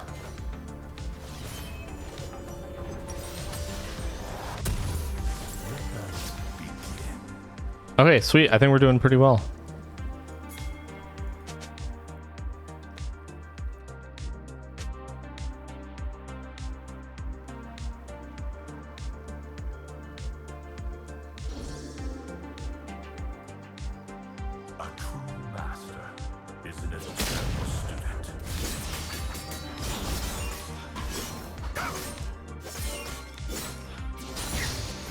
Is this salvageable?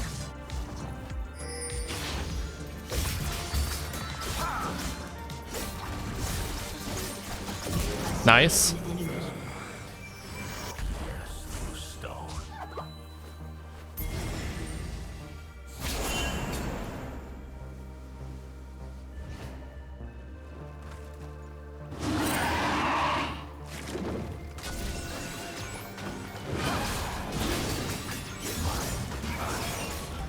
Did he just move that ward?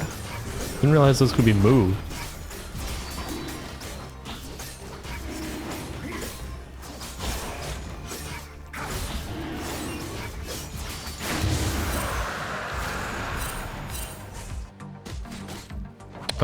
Talia, I'd be careful. This is actually going really well so far.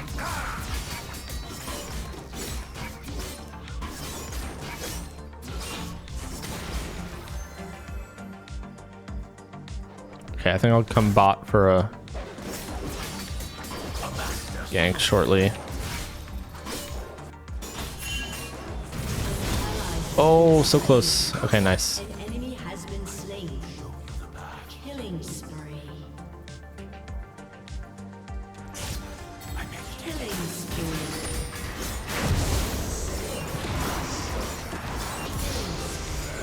I gotta get out of here. There we go.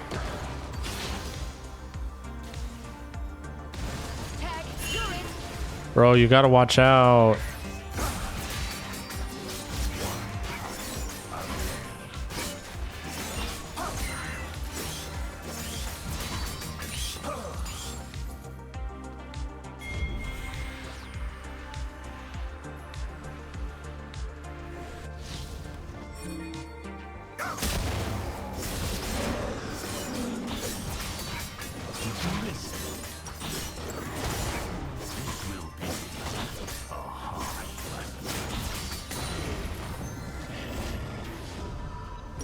I'm playing a really good game this game.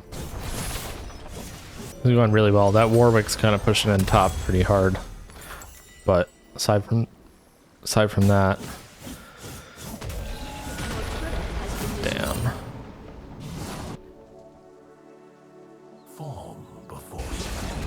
Oof. I'm coming. I don't think I'm gonna make it.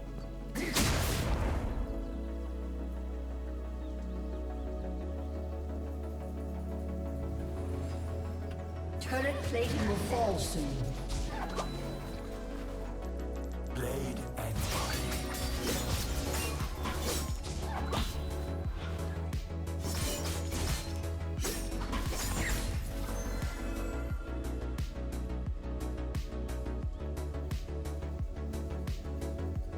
An enemy has been slain.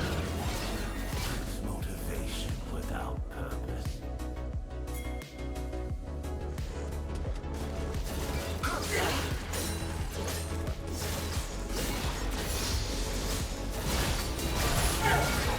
One strike.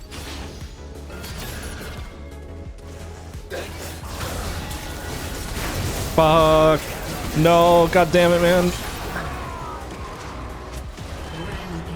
I think I got some hits on him.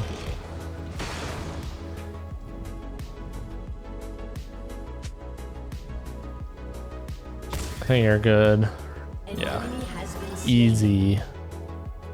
Easy. Oh, nice. Holy shit. Oh my god. They're killing it, bot. That's crazy.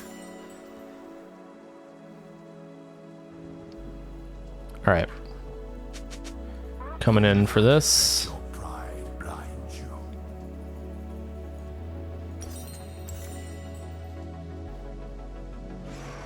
Let me see if I can get some help on this.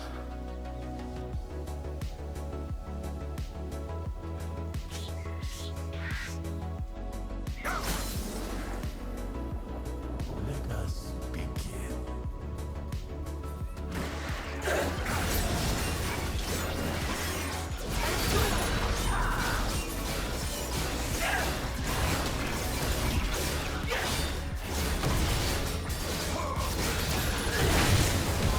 Easy. Is an eternal student.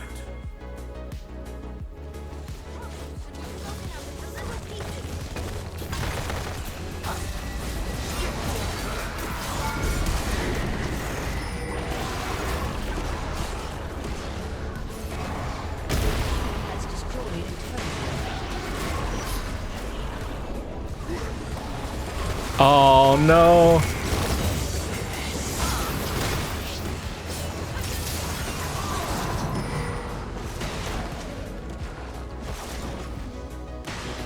Close. Oh shit. Nice. Good shit.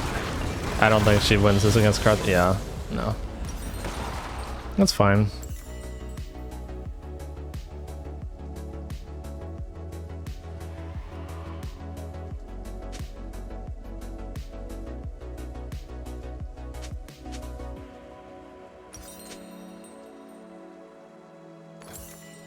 Focused mind can pierce through stone. Your team has destroyed a turret.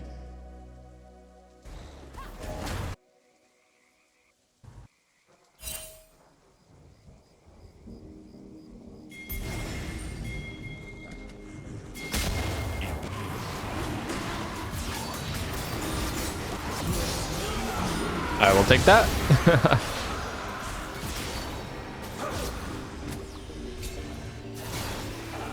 Unstoppable. An ally has been slain.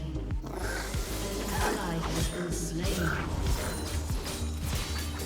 Did you miss it? Doubt is the greatest enemy.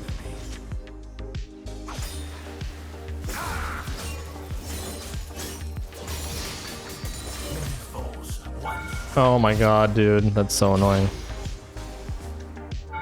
What?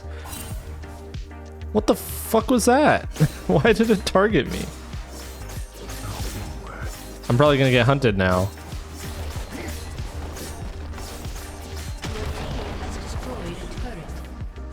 I'm just gonna run straight to the turret because they're probably coming after me.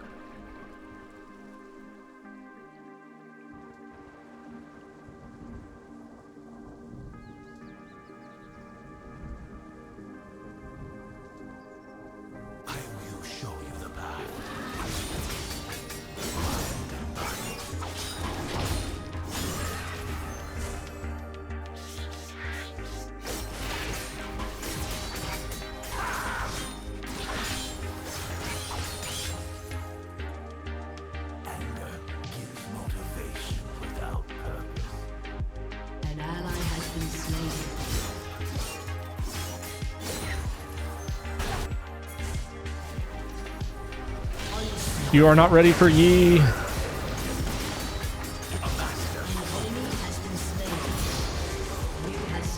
And I'm out.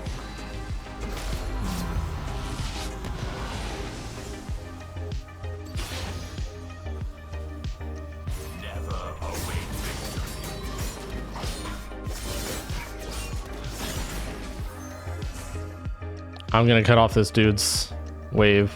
Let's see, can I find a wave? What the fuck? Where is this guy's wave? I think I missed a wave. Okay, let's see if I can cut it off here. This will fuck him up. Once it gets to like right here. Let us.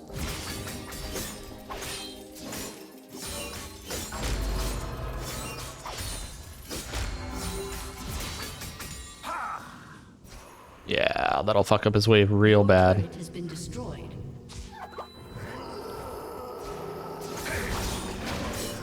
Dominating. Do not let your pride blind you.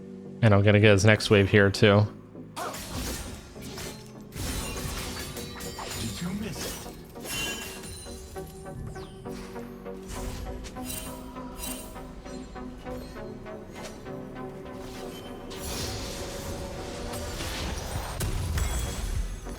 The focused mind can pierce through stone.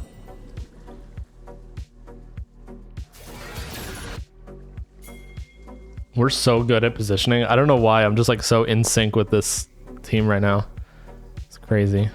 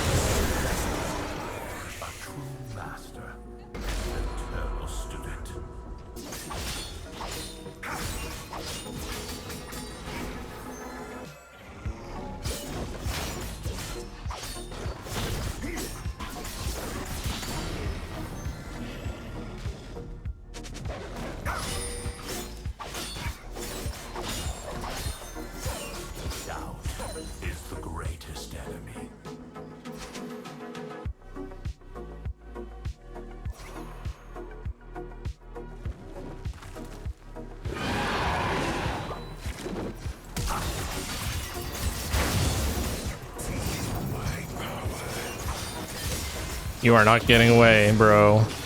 I'm going for that kill. I don't give a shit. Fuck it. Let's go bot.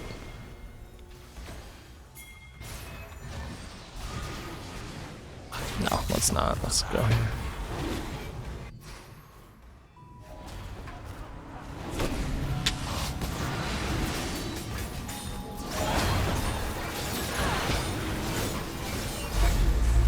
Oh my god, that was Drake. That was Soul, I mean.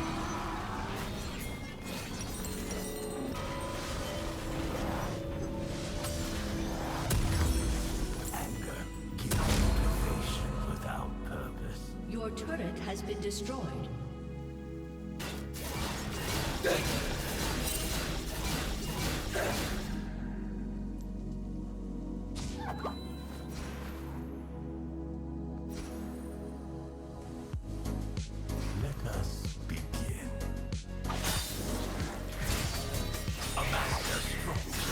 don't know where he went.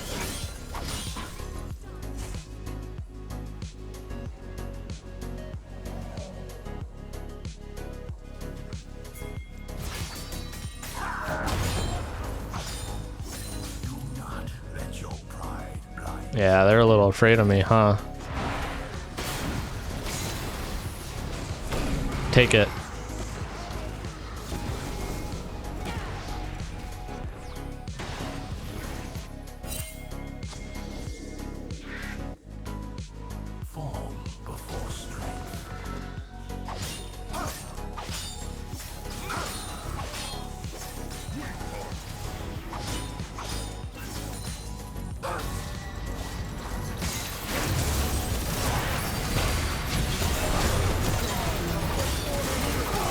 Fuck. Did they get Oh. Okay, I think they're pretty good. Nice. I think they got him. They got him with the burn, for sure. Yes, let's go. And...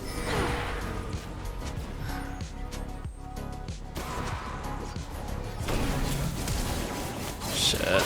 No, damn it. How did he get mana for the ult?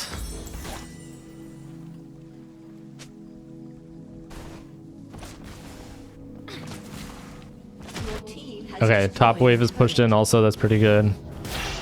Kale, put that in.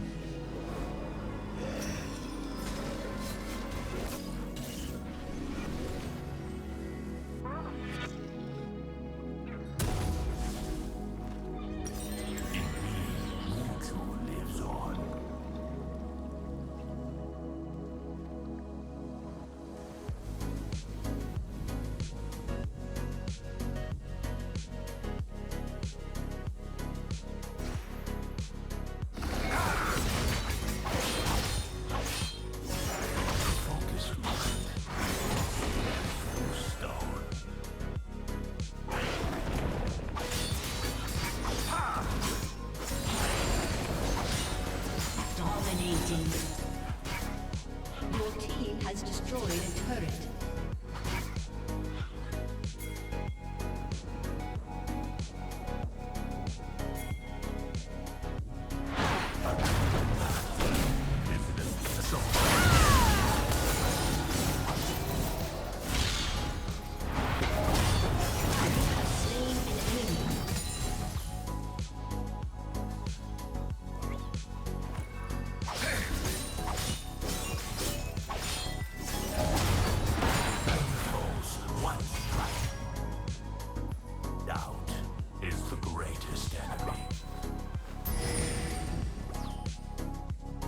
Godlike.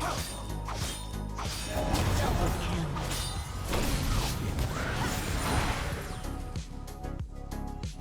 Your team has destroyed an inhibitor.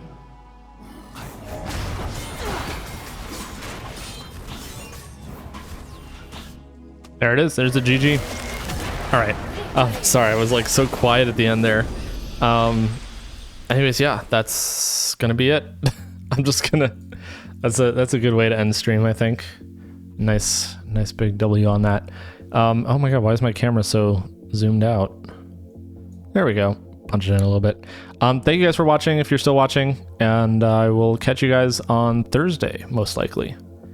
So there it is. I don't know about music, but maybe we'll do music next time. All right. Peace. Have a good night.